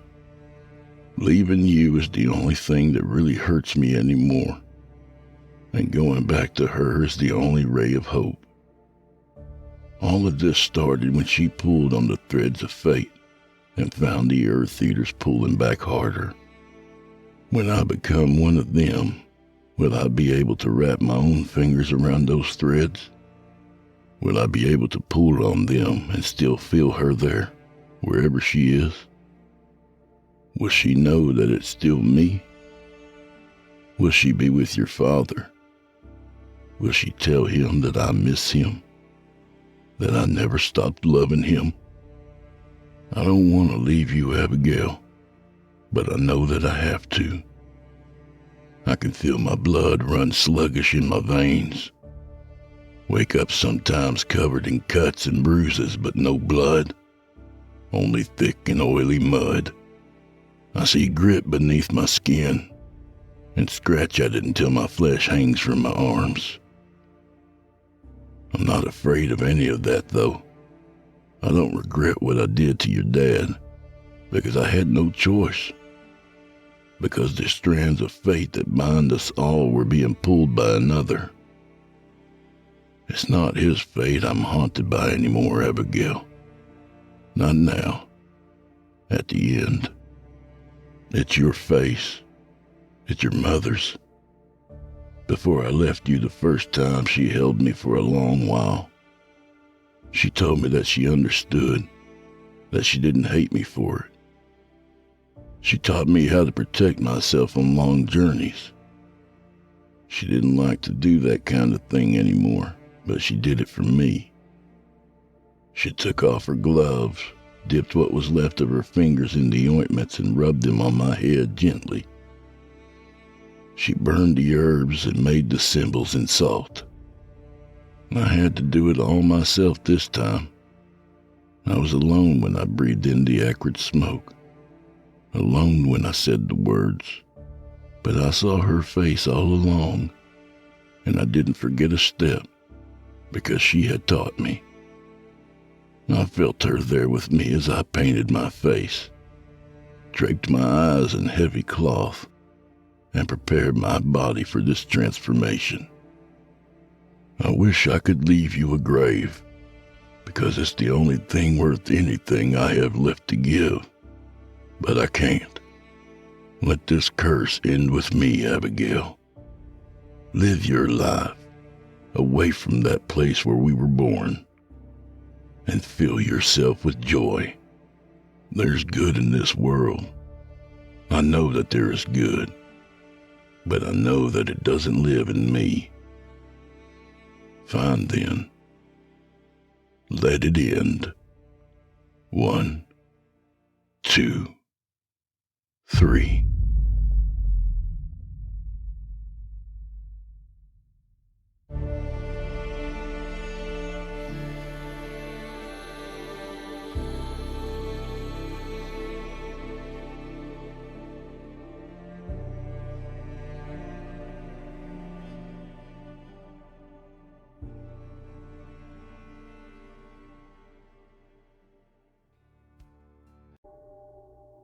Craig just wanted to watch some TV before bed.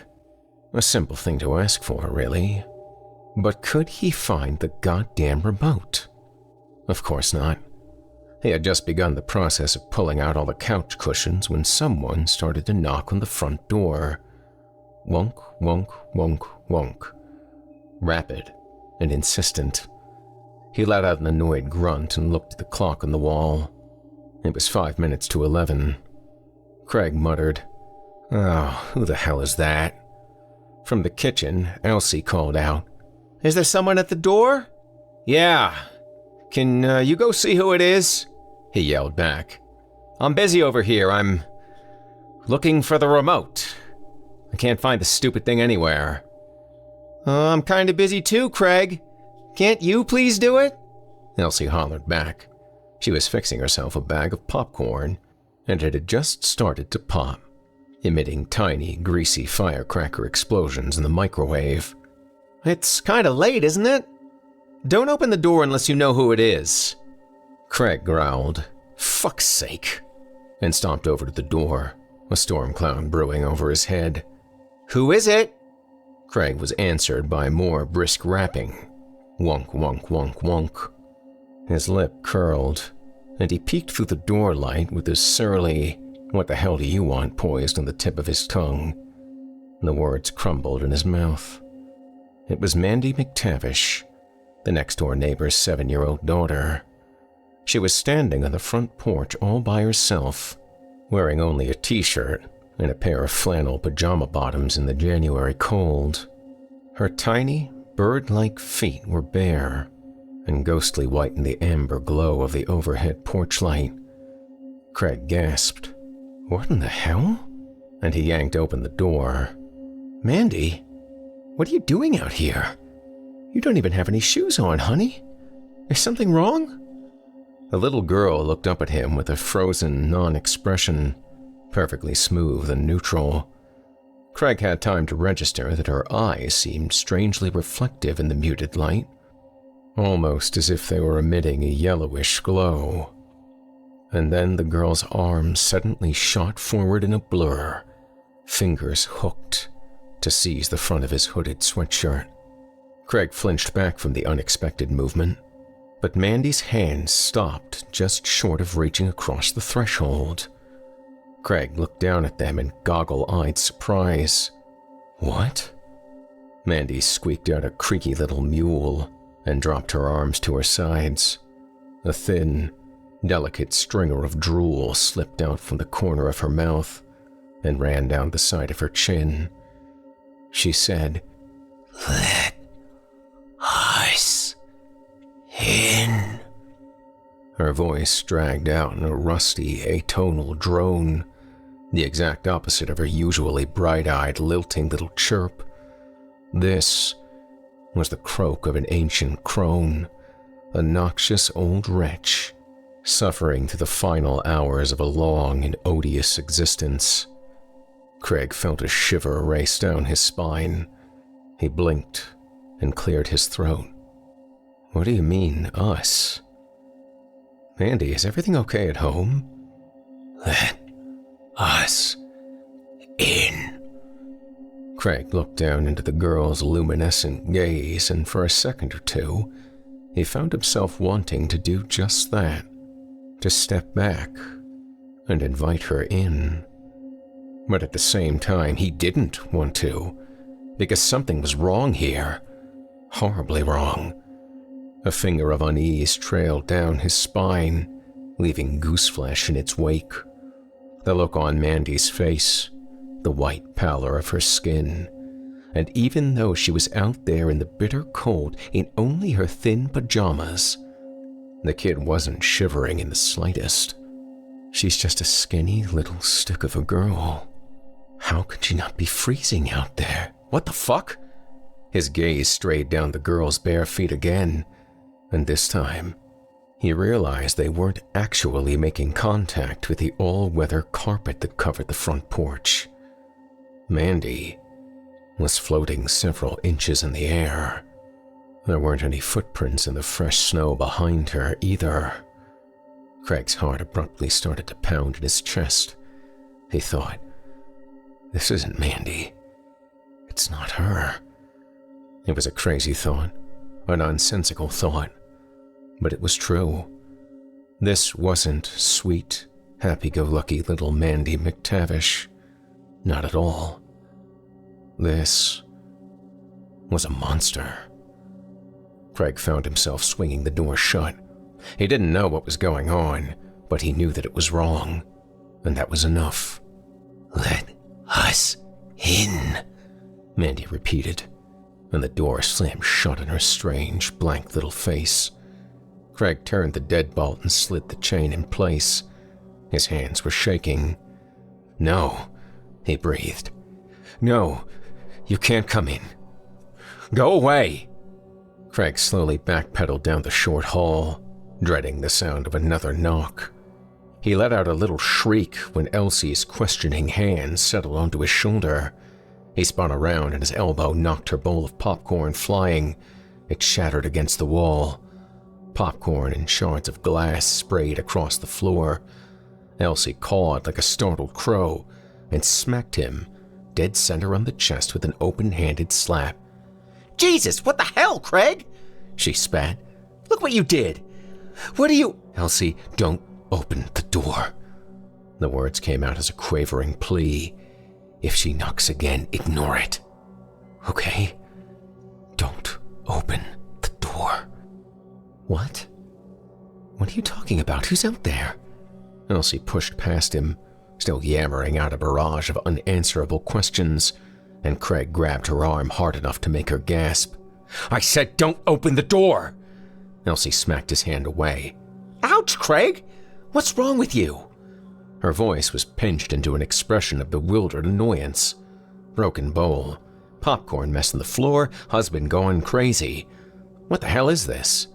Craig scuttled after her in an agony of anxiety. His throat felt arid and tight. No one's out there. She turned to scowl up at him, still indignantly rubbing her arm. Craig, I can't believe that I'm actually going to say this, but are you high or something? I mean, really? Is this a joke? Because I'm not laughing. There was someone there. It was Mandy McTavish. She was in her pajamas, and she was out there all by herself. She told me to let her in, but I didn't. I didn't dare. I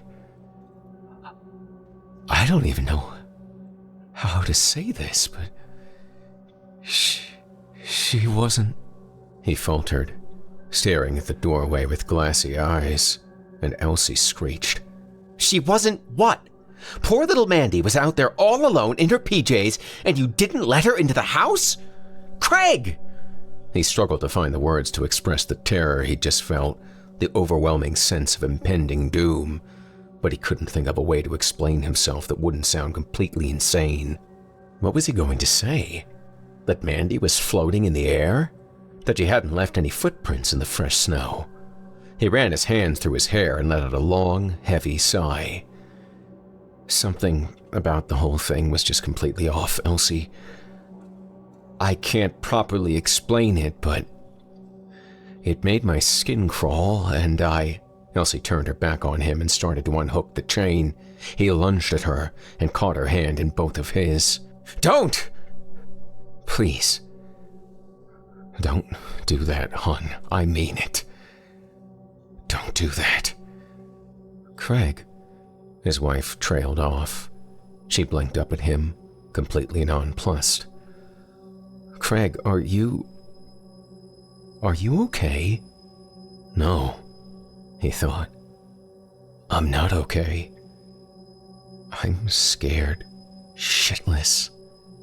There was a scream outside, shrill and desperate. The Renfrews both jumped in unison. Elsie clawed back the little lace curtain that covered the doorlight, and they crowded together to peer outside, clutching each other like frightened children.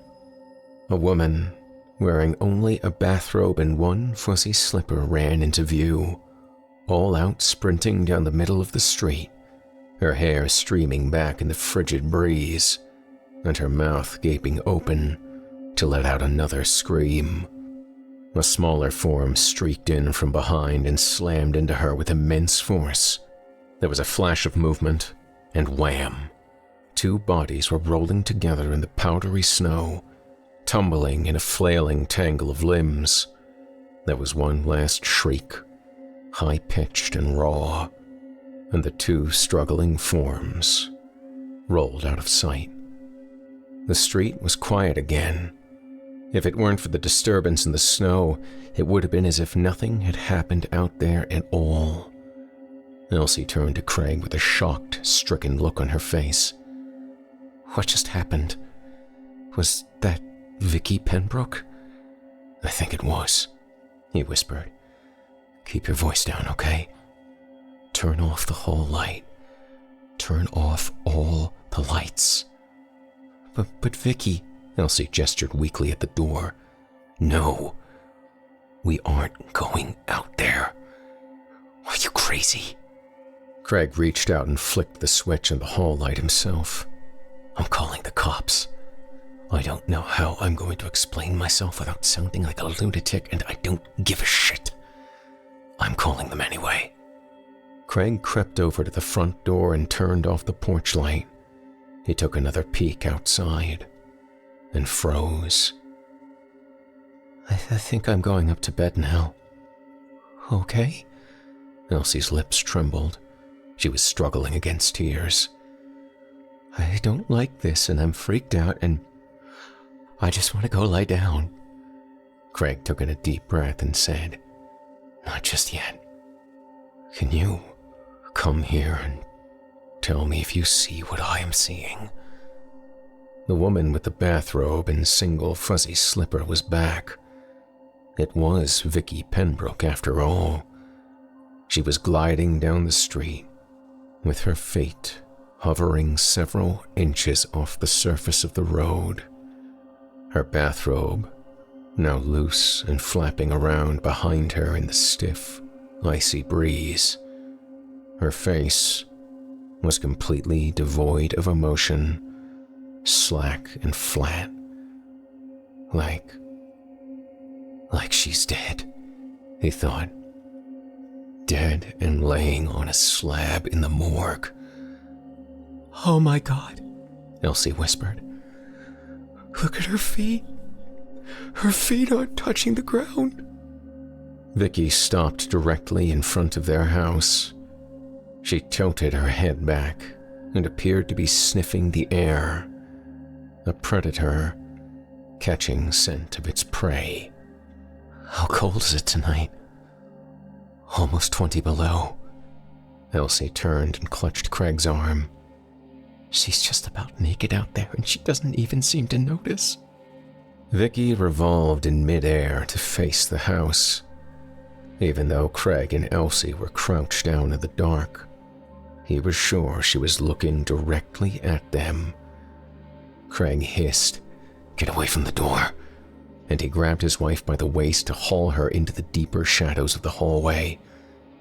Vicky floated smoothly up to their front porch and ascended the steps, her face as still and serene as a statue. Her bare breasts were like twin slabs of sloping alabaster in the pale glow of the moonlight, hanging ponderously against her sagging midriff. Vicky levitated across the porch in that surreal, dreamlike manner and stopped in front of the door, still sniffing delicately at the air. Vicky's eyes were glowing a dull, sickly shade of yellow. She started to whap her fist on the door, the rhythm rapid and insistent. Craig pulled Elsie close, and they huddled together against the wall.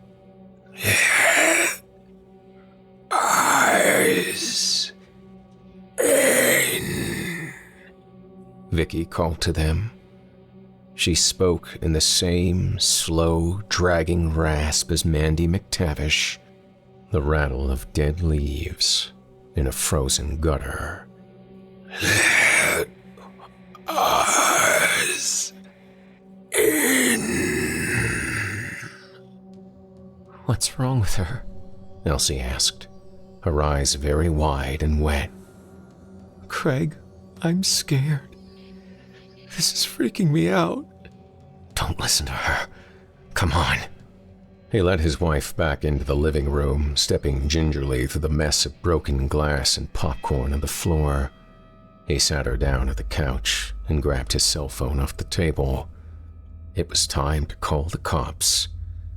There was a long moment of silence on the other end, a loud click, and then the mindless, one-tone blatting of a busy signal. "Like hell. Really?" Craig grunted. "I call 911 and I can't even get an automated message on the line? Bullshit!" Vicky finally stopped rapping at the front door, and the silence that came after was unsettling. They looked at each other with the same troubling question in their eyes. What do we do now? "Maybe we should make a run for one of the cars." Elsie was picking nervously at her pajama pants, harvesting invisible lint with pecking fingers. "Jump in and peel out of here. Should we risk it?" "I don't know about that. I don't think we should." Whatever tackled Vicky out on the street, it was fast. Craig hesitated, then added, "I'm not completely sure, but I think it was Mandy that jumped on her. I mean, it was all over so quick I hardly even saw what happened, but I'm pretty sure it was her." "So we just sit here and what? Wait?" Elsie clutched her hands together in her lap and squirmed. "I don't want to stay here. I don't feel safe. What if they try to break in?" I don't think they can break in. We have to let them in. I had the door wide open when Mandy was on the porch and she tried to grab me, but she couldn't seem to reach past the doorway. I think we're safe in here. Out there, though. He sat down on the couch beside his wife and put his arm around her. She curled into him and grabbed his hand. Her palm was hot and sweaty. What's wrong with them? I don't understand it. I mean, it's like they turned into... Elsie trailed off. She didn't need to finish. Craig knew what she was trying to say. It's like they turned into vampires. The idea was ludicrous, of course. Vampires weren't real. They were purely a figment of imagination, the stuff of bad novels and even worse movies. But people can't float around through the air. Can they? People can't. Try the police again, Elsie demanded. Keep trying. He tried again and shook his head. Still can't get through. Elsie tensed. She held up a finger and said, "Shh. Do you hear that?" Craig held his breath and listened. After a moment, he heard it too. Faint, but clear. The hectic, hysterical wailing of multiple sirens in the distance. No wonder you can't get through. It sounds like every cop car, fire truck, and ambulance in the whole city is out there right now, trying to deal with this. She paused, then added, "Whatever the hell this is, even," and let out an unsteady little giggle. Craig reached over and clicked off the standing lamp in the corner, plunging the living room into gloom. "You're right. We can't wait for someone to come save us. We need to leave. We'll just sit here and be quiet and wait for a while.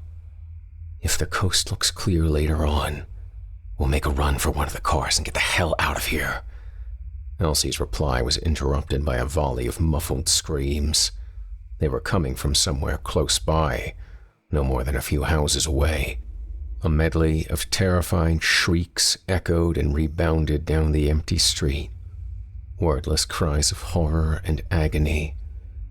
Craig put his arms around his wife and they hugged each other, both of them clamping down hard against screams of their own. A man's voice rose above the din, wavering in falsetto in his terror. Keep away from me! Stay back! I've got a gun! I've got a fucking gun! I've got... There was the loud, dry crack of a gunshot, and the man's hysterics suddenly cut off in mid-wail. In the thick silence that followed, the only sounds to be heard at 19 Chestnut Street were the wind moaning across the eaves, and the Renfro's own ragged, shallow breathing. "They let them in," Craig whispered. "They shouldn't have let them in." He pulled Elsie a little closer. They cringed together in the dark, and they clutched each other as chaos laid waste to the world outside the walls of their home. Shortly after midnight, the Renfros decided to sequester themselves upstairs in their bedroom. They had barricaded the door with Elsie's heavy antique bureau. The frequent rapping at their front door was fainter now, which was a blessing, but they could still hear the occasional bout of screams echoing up and down the length of Chestnut Street. The knocking was bad, but the screams were much, much worse. Craig was watching the street below from the bedroom window. He'd seen far more than he really cared to see by this point, but some kind of fatalistic, morbid curiosity was compelling him to continue watching. The street was slowly filling with people, dressed for bed, in their pajamas and housecoats, wrapped in bath towels, sometimes even completely naked, out in the frigid cold. They were all familiar faces, people from the neighborhood. They came in 2s and 3s, sometimes alone, sometimes in small groups, and their feet never touched the ground. They knocked on doors, and sometimes people let them in. Their numbers steadily grew larger. The glow of approaching headlights lit up the street, and a weathered-looking Jeep Cherokee slowed to turn into the driveway of the house directly across from the Renfros, its back end fishtailing a bit on the fresh new snow. Craig's breath caught in his throat. "The guy across the street just came home from work," Craig said. "He just pulled into his driveway." His voice was colorless and weak. Elsie poked an arm out from underneath the comforter and waved her hand dismissively. "They're gonna get him," she murmured, and she pulled her arm back under her protective quilted shield. "Just like they probably got Darren." "You don't know that," Craig snapped. "Just because he's not answering his phone. Shit. It doesn't mean he..." Craig trailed off. "What? That he let them in?" Elsie's words were muffled by the comforter. "Maybe he wasn't inside when it started. Did you think of that? He could have been out of the town with his roommates. He's in college, Craig. They're always going out. They don't care if it's a Tuesday night." "Shh! He's getting out." Craig pressed his forehead to the glass and held his breath. The neighbor across the street was a stocky, surly-looking guy with a shaved head. Craig had never actually spoken to the man in the entire 9 years he'd been living on Chestnut Street. All he knew about the man was that he appeared to work a steady afternoon shift. He lived alone, and he was fond of spending his Sunday afternoons blaring classic rock while detailing his Jeep in the driveway. Elsie was right. Outside of his house, the man would be helpless, easy prey. They would get him. Craig wished there was some way he could warn him, but there was no way he could do that and still manage to remain unnoticed. All he could do was watch it happen. Mr. Jeep heaved himself out of his vehicle with his lunch bag in hand and stomped up to his front step, kicking up the snow in spiteful little puffs as he went. He paused on the first step and turned to look behind him, his expression softening from its usual stony belligerence to one of shock and surprise. His lips moved, and he took a few hesitant steps forward, his cluster of keys dangling loose and forgotten in his hand. Mr. Jeep's eyes widened. He dropped the lunch bag and let out a thin, piercing little screech. He wheeled around to run to his door, and they came for him. 5 streaks of blurred movement that darted in from every direction. They slammed into the man and threw him to his driveway with bone-crushing force. In a blink of an eye, he was covered in a blanket of bodies, a pride of starving lions in sweatpants and nightgowns. The fiends tore off Mr. Jeep's coat and shredded his work uniform with scrabbling hands, throwing ragged flaps of blue cloth to swirl and flap away in the wind. "Oh, Jesus," Craig moaned. "They got him." The attackers pressed their faces into the man's exposed flesh, and he screamed in agony. "Stop!" Elsie whimpered. "Stop, stop, stop it!" It was over in seconds. The attackers levitated away from the sprawled body, like a video run in reverse, and they glided off without looking back at their victim. Mr. Jeep lay face down and crumpled in his driveway, naked, save for his underwear, work boots, and a few scraps of his uniform. His skin was shockingly pale in the glow of the streetlights. Craig couldn't see any visible wounds on the body. He turned to the lump under the blankets and said, "They ripped the guy's clothes off, and they went at him, like they were feeding on him, eating him." but they didn't even break the skin. Not a single scratch. I don't want to know that, Elsie snapped. Don't tell me anything like that, you got it? I don't want to know.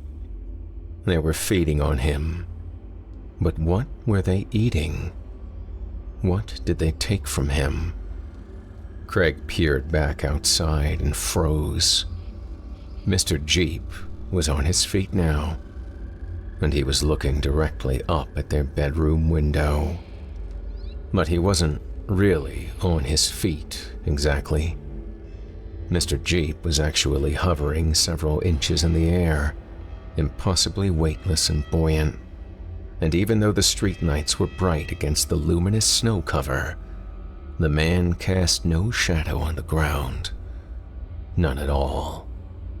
Craig backed away from the window. He decided that he'd seen enough for tonight. He sat down on the bed beside Elsie and waited for the knock on his front door. Moments later, it came, loud and insistent. Elsie squirmed beneath her blanket fort. Craig rubbed her back until Mr. Jeep finally gave up and wandered off. He lay with her on the bed for a while and tried to think of what they could do to save themselves. Their situation was bleak.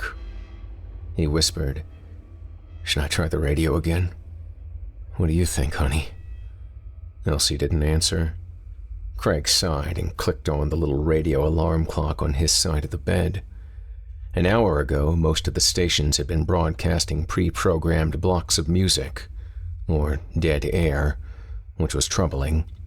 But now, almost all of them were blatting out an emergency broadcast message on a repeating loop. It consisted of several seconds of high-pitched tone, followed by a robotic-sounding voice that said, "A wave of violent civil unrest has spread across the nation. Martial law has been declared. Please stay inside and do not attempt to travel. Do not let anyone enter your home. Lock your doors and wait for further instruction." "Shut it off," Elsie whimpered. "There's not going to be any further instruction. No one's coming to save us." "You can't say that." "I can. Haven't you noticed yet? The sirens? What are you even talking about? Jesus, Elsie, why can't you try to... Craig closed his eyes and bit down in his growing irritation at his wife's frail, washed-out fatalism. Of course she was losing hope. Why wouldn't she? At this point, the entire world is falling apart around them. "The sirens. Do you hear them anymore?" Craig realized that he didn't. At some point in the last hour, the hectic aural backdrop of emergency vehicles wailing in the distance had fallen silent. He turned the radio off. He was surprised to see that the missing remote for the living room TV was sitting on his nightstand, teetering on top of a pile of change.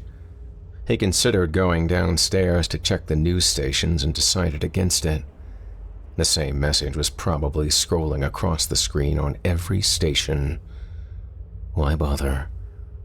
Tick, tick, tick, tick. "What the hell's that?" he whispered. But he already knew what it was. It was the sound of cold fingers tapping on glass. Craig looked over at the window and strangled back a shriek. Mr. Jeep was floating on the other side of the glass, his eyes glowing that hypnotic, dreadful shade of amber. A tuft of wiry pubic hair was poking out from the loose fly of his ragged boxer shorts. The shredded remains of the man's uniform fluttered in the wind. His mouth was moving, and Craig didn't have to be a lip reader to understand what he was saying. "Let us in." Craig took in a deep, shuddering breath and forced himself to stand. He shuffled over to the window on legs like rickety stilts and dropped the blinds down. He pulled the heavy curtain panels closed. The tapping continued. Craig stumbled back to the bed and joined Elsie under the covers. They curled together in the hot, close darkness of their blanket cave and waited to see what dawn might bring. The night lasted an eternity, echoing with the sounds of a world sliding into ruin. There was the squeal of spinning tires and the jagged tinkle of breaking glass, hysterical shrieking, and futile pleas for mercy. Just before dawn, the sounds of horror and strife came to an abrupt end, and the shell-shocked Renfros both fell into a light, troubled slumber. Elsie opened her eyes just before 10 in the morning and nudged her husband awake with a soft tap of her elbow. He flinched and bravely struggled against their cocoon of bedclothes.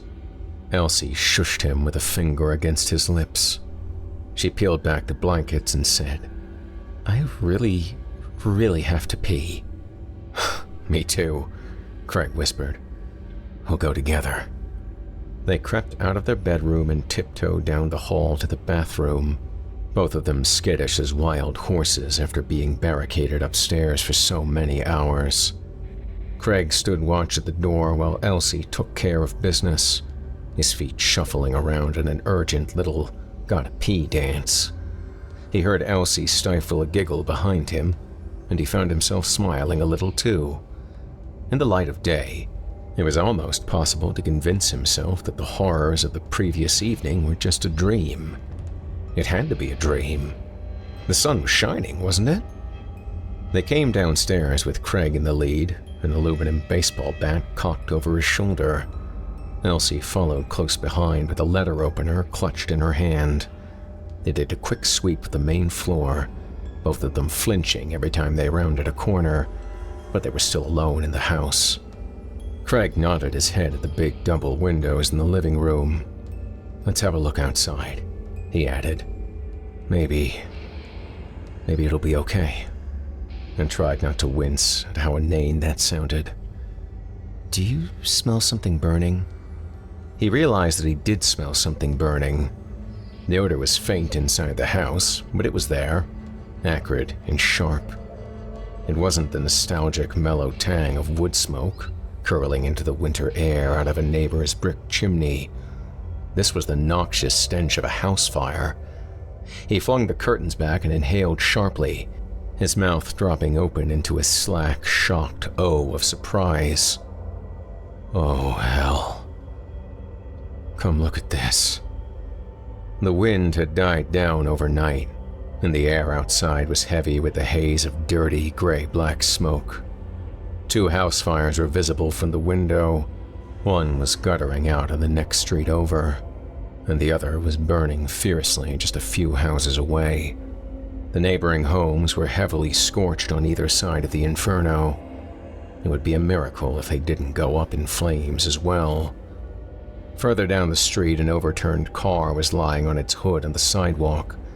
It appeared to have been flipped over by brute force.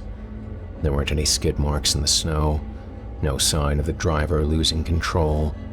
The driver's side door had been torn off its hinges and flung into the street. "Do I really want to see this?" Elsie asked. Craig didn't answer her. He couldn't. He was speechless.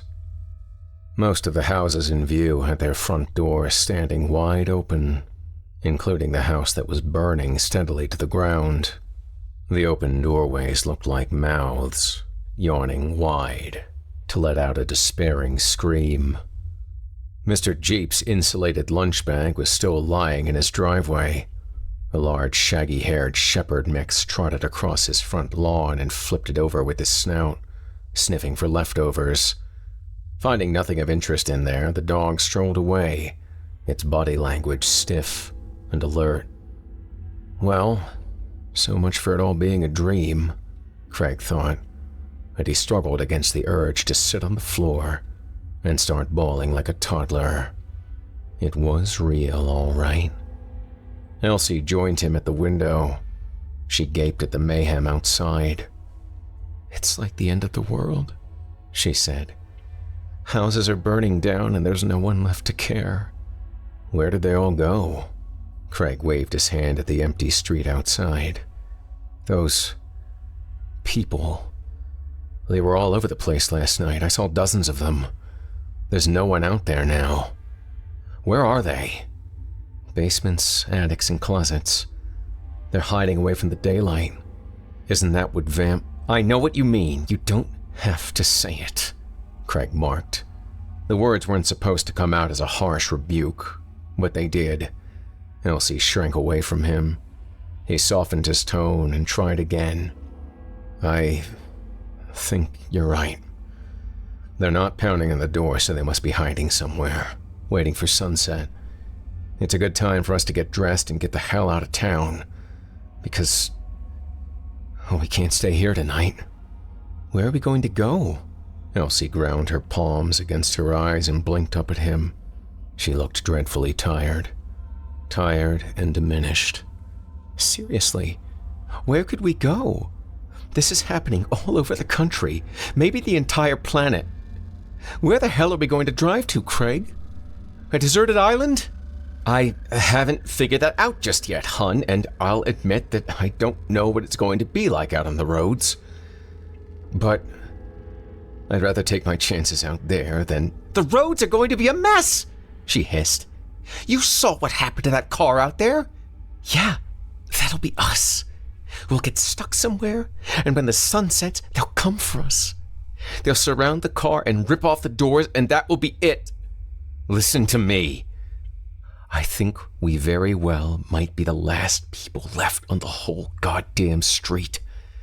When the sun sets, this is where they'll all be coming, Elsie. All of them. Knocking on our doors and tapping on the windows until dawn. And they'll come back tomorrow night, too. They'll come back every night until they get us. And I don't know if I can face that. Can you? Elsie paled. She shrank down and hugged herself. No. God, no. At Craig's insistence, they both wore heavy boots and bundled up in layers. According to the thermometer outside the kitchen window, the temperature was hovering around -10, and if the streets were snarled in a chaotic mess of crashed and overturned vehicles, they might very well be forced to strike out on foot. He found a box and packed up a loaf of bread, some canned goods and bottles of water, the first aid kit from the bathroom, anything he could think of that might be of practical value. The box was starting to get pretty heavy by the time he was done, but Craig was a big man. He could probably carry it for a long time if he had to. Here's hoping that it doesn't come to that. Elsie tried on a brave smile, but it faltered. I'm scared to leave. I don't want to stay, but I'm scared to step outside. Craig pulled her into a tight hug. It was like embracing a mannequin. You can do this, he breathed into her ear. I'm scared too. Who wouldn't be? He pulled a knitted wool cap down snugly over her ears. She didn't look much like a woman approaching her 50th birthday. She looked like a frightened child. Which car are we taking? Mine or yours? There was a hard lump of dread stuck in Craig's throat. Now that the time had come to abandon their rabbit hole, he felt an overwhelming urge to call it off and stay right where they were, cowering, in their own house. The street appeared to be deserted, but it wasn't safe out there. He could feel the danger in the air. It prickled the hairs on the back of his neck.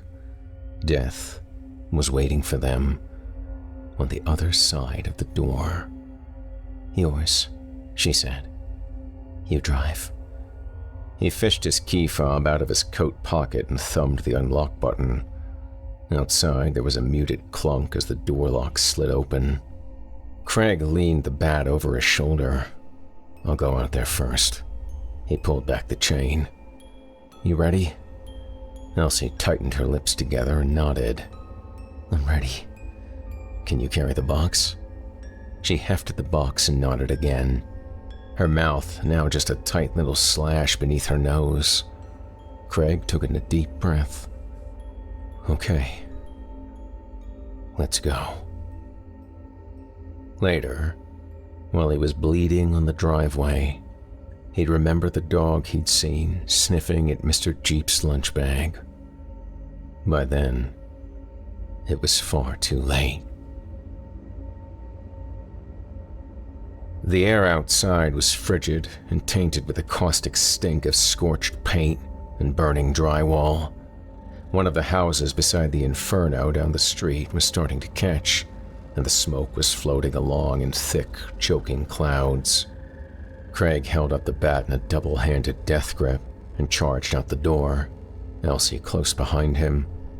He started to skirt around Elsie's little Fiat, and a large, shaggy-maned dog suddenly burst out from between the Fiat and Craig's Volkswagen sedan, growling low in its throat. It was Lion, the McTavish's 5-year-old chow. Mandy had absolutely adored him. They had often rolled around together in the McTavish front yard, giggling and slobbering and romping the afternoon away as the sun shone benignly from its lofty perch in the big blue sky overhead. Lion. Hey, big guy. Hey, take it easy, buddy. Craig had always known Lion to be an amicable, tail-wagging sort of fella, but at some point during the course of the previous night, something had changed his demeanor entirely. The chow's body language was aggressive and tense, the stiff-legged stance of a dog who is about to attack. Lion's eyes were normally mild and slightly sad-looking, the eyes of a good old boy, living in a state of melancholy peace with the easy world around him. Now, they bulged from their sockets like twin spheres of volcanic glass, blank and merciless. Lion? Elsie quavered. You stop growling. Bad boy, you. The McTavish's dog snarled at them. He reared back on his haunches and coiled to leap. There was no time to turn heel and run. Craig gasped, "Oh, fuck me!" and he swung the bat hard at the dog's wide, fluffy skull.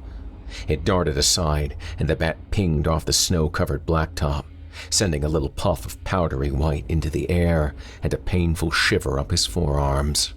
The chow steamed in with snapping jaws, and Craig backpedaled, swinging the bat in front of him in swift, desperate little arcs. Shit! Shit! Shit! Get back in the house! Craig bumped into Elsie hard, and they both stumbled.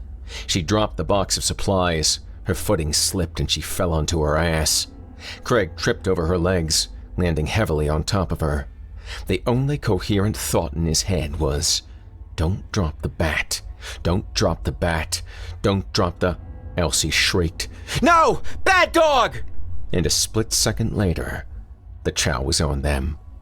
Craig lashed out with his foot, and Lion drove his fangs deep into his upper thigh.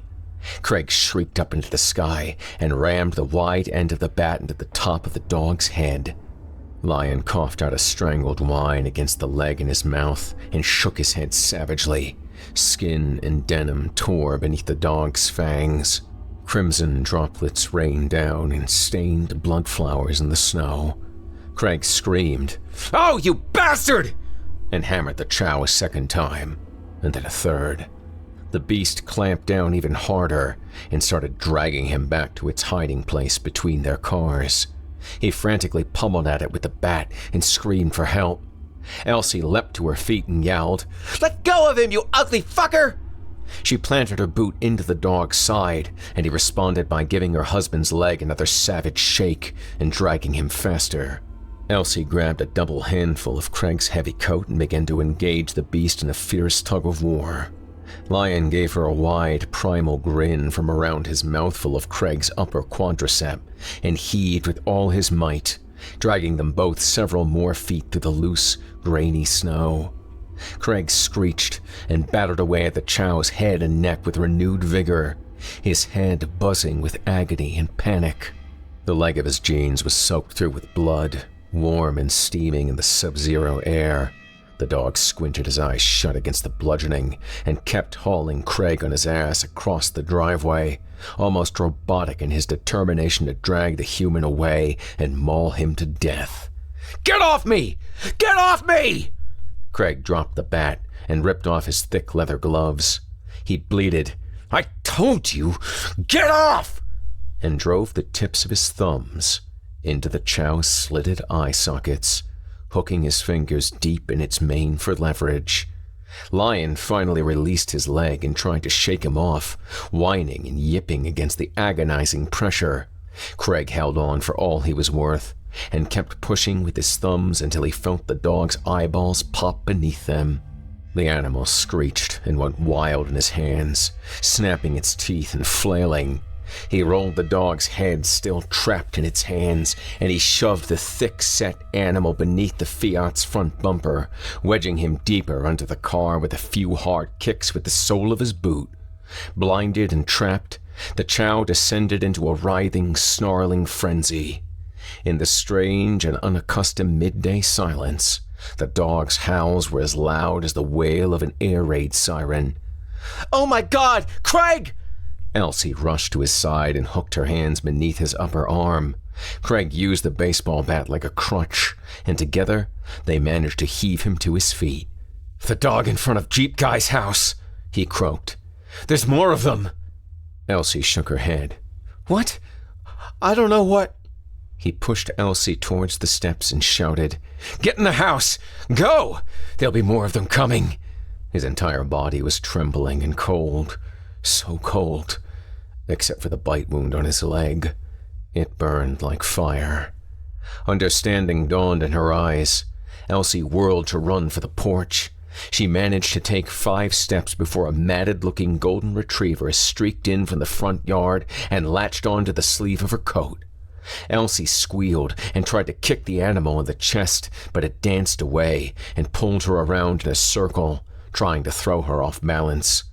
Craig lurched into the fray and brought the bat whistling down onto the dog's hindquarters. The retriever let go of Elsie's arm and turned to fight its new opponent, fangs bared to kill. Craig roared down at the snarling animal and whacked it across the head with an air-whistling blow. The dog went spinning into the dead remains of last year's flower bed and lay there, its hind legs kicking spastically at the air. 2 more dogs came racing up the driveway, a terrier mix and a bulldog. Craig shoved Elsie up the front steps and clambered stiffly after her, hopping backwards with his lips skinned back from his teeth in a grimace.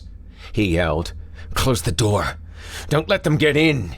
and stopped to face the dogs at the top of the steps, squaring off with them as Elsie scurried to the front door. He swung hard against their attacking jaws, and the terrier quickly succumbed, flopping bonelessly down the steps with its coal black eyes staring at nothing. The bulldog, however, was made of sterner stuff. It stubbornly advanced against the whirling swings of the baseball bat and backed Craig across the width of the porch, tirelessly hunting for an opening. The bat felt like it weighed 50 pounds. His arms were starting to feel like old rubber bands. Limp, brittle, and weak. The burst of terrified adrenaline was starting to give way to shock and blood loss. "Elsie, get ready to open the door." Craig feinted a thrust with the business end of the bat and hollered, "Now!" at the top of his lungs.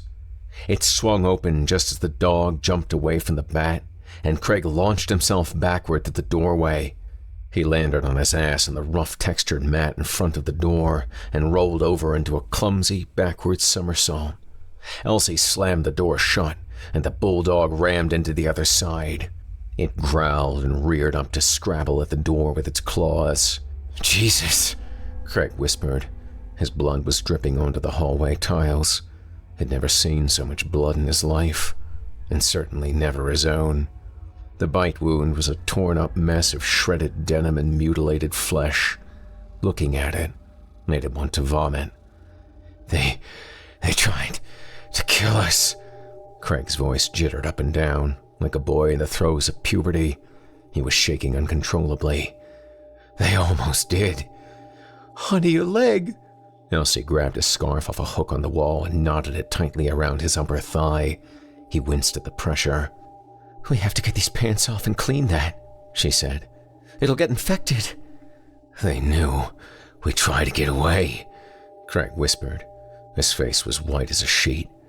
"They're using the dogs to keep us trapped inside. They're making sure we're still around when the sun sets. Elsie peeked out the window. There's at least 10 of them now, all different kinds of breeds. I think most of them are wearing collars. They were all someone's pets. Not anymore. What are they doing? They're just pacing around the house, waiting. We're stuck. If we go out there, they'll rip us apart. What are we going to do? Elsie's words were gray and hopeless. What can we do? Nothing, Craig said, and he leaned up against the wall. His head was swimming. Absolutely nothing. We're trapped. The power went out an hour before sunset, and it stayed out. Fortunately for Craig and Elsie, they'd had a fireplace installed in the living room a few years ago. Normally, it was used for a more aesthetic reason, but it did throw off a little heat, enough to make the living room tolerable. Elsie went upstairs to retrieve blankets and pillows while Craig hunted down the kitchen for some candles. He lit a few around the living room and gave Elsie a curdled, cheerless smile. I had to turn the water off. Pipes might freeze downstairs. Elsie shrugged. She pointed at the candles and said, "Should we have these lit? I don't know if that's a good idea." "They know we're here. Would you rather sit here in the dark?" "No." "Me neither." He held up a bottle of Jack Daniel's whiskey. "We should drink this. I think it'll help." "But you took those codeine pills for your leg. Should you mix them like that?" "I'll be fine. Here." Elsie reached the bottle. She took a swallow, grimaced, and then took another one. "It's gonna be a long night," Craig said. "Drink up." She braced herself and tipped the bottle back again, then made a face and coughed. Elsie pushed the bottle back into his hands, and Craig had a few good nips from it himself. The whiskey burned down his throat and lit his stomach on fire. It would warm the chill in their bones and dull their senses. It would help them cope with their awful new reality, if only for the night. They stood at the living room window and watched as the indigo blue of winter twilight deepened into the deep violet of nightfall. Sensing the imminent arrival of their horrible new masters, the dogs slunk away with their tails between their legs, seeking shelter from the sharp bite of the cold. As the stars began to wink to life in the black sky above, the new residents of Chestnut Street started floating into view. The streetlights were dark and dead, but between the moon and the guttering house fires, the street was lit with an anemic, flickering glow. It was bright enough for Craig and Elsie to watch as they slowly gathered out front. A silent crowd of emotionless faces. Many of them were children, the sons and daughters of their neighbors. The youth of Chestnut Street would never age. They would never grow tall and confident, never graduate school and move away from the neighborhood to start families of their own. They would never evolve into the people they might have become. They belonged to the moonlight now, and in its sallow gleam they would remain children forever. The ghouls moved in to form a ring around the house, and, as one, their dead voices rose up together in a chant. "Sin," they said, and in those words there was the promise of peace. All they had to do was open the door to the mob outside, and it would all be over in a matter of seconds. All that they were, had been, and could be, all of it extinguished in a brief flash of terror. And when they were reborn, they would be as one with the others, one voice, one hunger, wandering and wanting for all of eternity by the cold and indifferent light of the moon. Do you think it hurts them? Craig whispered. His throat felt dry and tight. Can they still feel? No, they don't feel anything at all. Elsie blinked back tears. They're not even aware of what they've become. They just are. No past, no future. Only the here and now. The chant outside went on and on, slow and deliberate, maddening. Craig and Elsie sat in front of the fireplace and drained the bottle to the last drop, mostly in silence. When the booze was gone, Elsie pulled her husband down onto the carpet and urged him to make love to her, but he couldn't do it. He tried to block everything out and focus on the moment, but it was hopeless. I'm sorry. It's not. I can't do this. Elsie sat up and held his face between her hands. Despite the whiskey, her gaze was still clear and sharp. She said, "It doesn't matter. I love you and you know it. And that's enough." She tried to say something else and started to cry instead, raining hot, bitter tears onto his shoulder. Craig held her and she let it out. After a while, the remnants of Elsie's sobs dried to a tacky sheen on her cheeks and she drew away from him, her face stony and brooding. "It'll be okay," he said. "We'll get through this."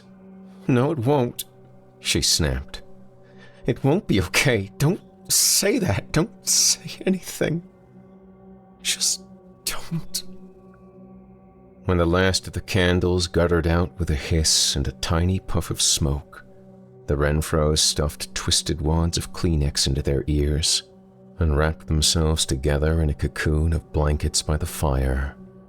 The combination of booze and sheer physical exhaustion quickly pulled Craig down into a deep, murky unconsciousness.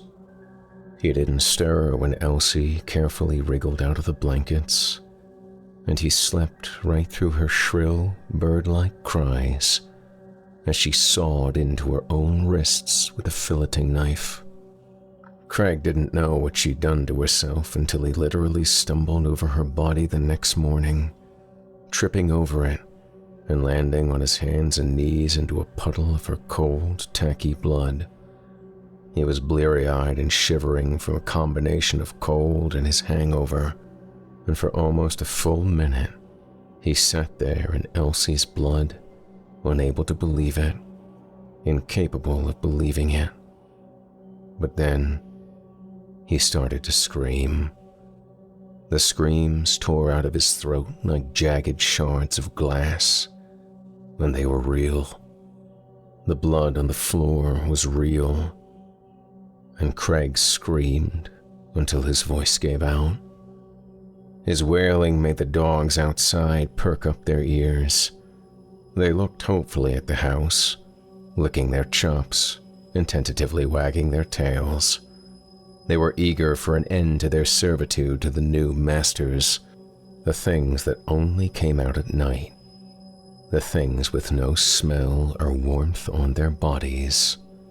The new masters commanded without words, and their will was as cold and sharp as the winter air around them. Perhaps the end would come soon, and the dogs would be allowed to flee. They stared at the house with hungry eyes, and they waited. The day passed in a haze of weeping and misery. Craig opened a bottle of vodka and had mostly killed it by the time sunset rolled around. He stood in the living room window and watched them gather in front of his house, a patient mob of blank faces and burning eyes. When they were fully assembled, the crowd closed in tightly, filling every window and doorway with their bodies, demanding as one for Craig to open up and let them in. He was the last of Chestnut Street's former residents, the final revenant of an era gone by. Craig's world was only 2 days dead, but it was already long forgotten. The new residents of Chestnut Street weren't aware of yesterday, and they would never worry about tomorrow.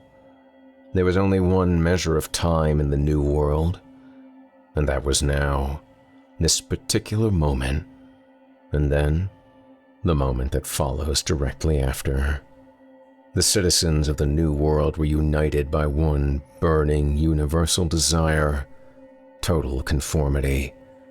They would systemically root out the hiding places of the remaining survivors from the dead era, and they would gradually wear them down with the dull, implacable logic of their 3-word chant. The new world would consume what was left of the old, night after night, week after week, until there was no trace of it left. And when the feast was over, the moon will replace the sun as the champion of the sky, and the people of Chestnut Street would wander for all eternity by its pale and cheerless glow, lost and hungry for something that they would never have the capacity to understand, trapped forever in a singular, shifting instant in time. They would drift to and fro in the dark, unsatisfied without knowing why, united as one, but all of them completely, utterly alone. There's only 2 possible conclusions to this story. Craig slurred at them through the window. I can use the knife, or I can let you in. The only question is, which one is worse? He stared out at them, his former neighbors, and in their eyes he saw a uniformity that was strangely comforting. The moonlit world of the ghouls outside might be ruled by hunger, but it would also be free in its own way, free from the pain of doubt, fear, anger, humiliation, regret, guilt, or even sadness. As the old world died, those afflictions would all die with it, never to exist again. Hunger's bad, sure it is, he told them, but there's worse things than hunger. My wife killed herself. I sat in her blood. It doesn't get much worse than that. Craig limped over to the front door, his breath puffing in the frigid air. He hadn't bothered to build up the fire. That was the point. The vodka kept him warm. He pulled back the chain and opened the door. They were waiting for him, a dozen of them crowding the porch and the rest spilling down the steps and into the front yard. I sin, they said. They waited for his response, eyes glittering in the dark.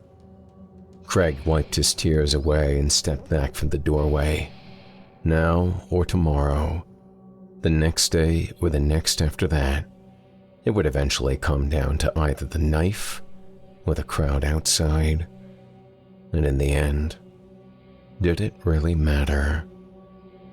No, it didn't. Come in. They surged into the house in a blur, splintering the door frame. There was a split second of terror and doubt in Craig's heart, a flash of agony and horror, and then it was done.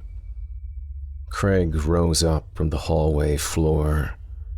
He floated out into the moonlight to join his new tribe. Let us in, he said, and the others answered him in kind. It was a new world, a moonlit world, and Craig was reborn.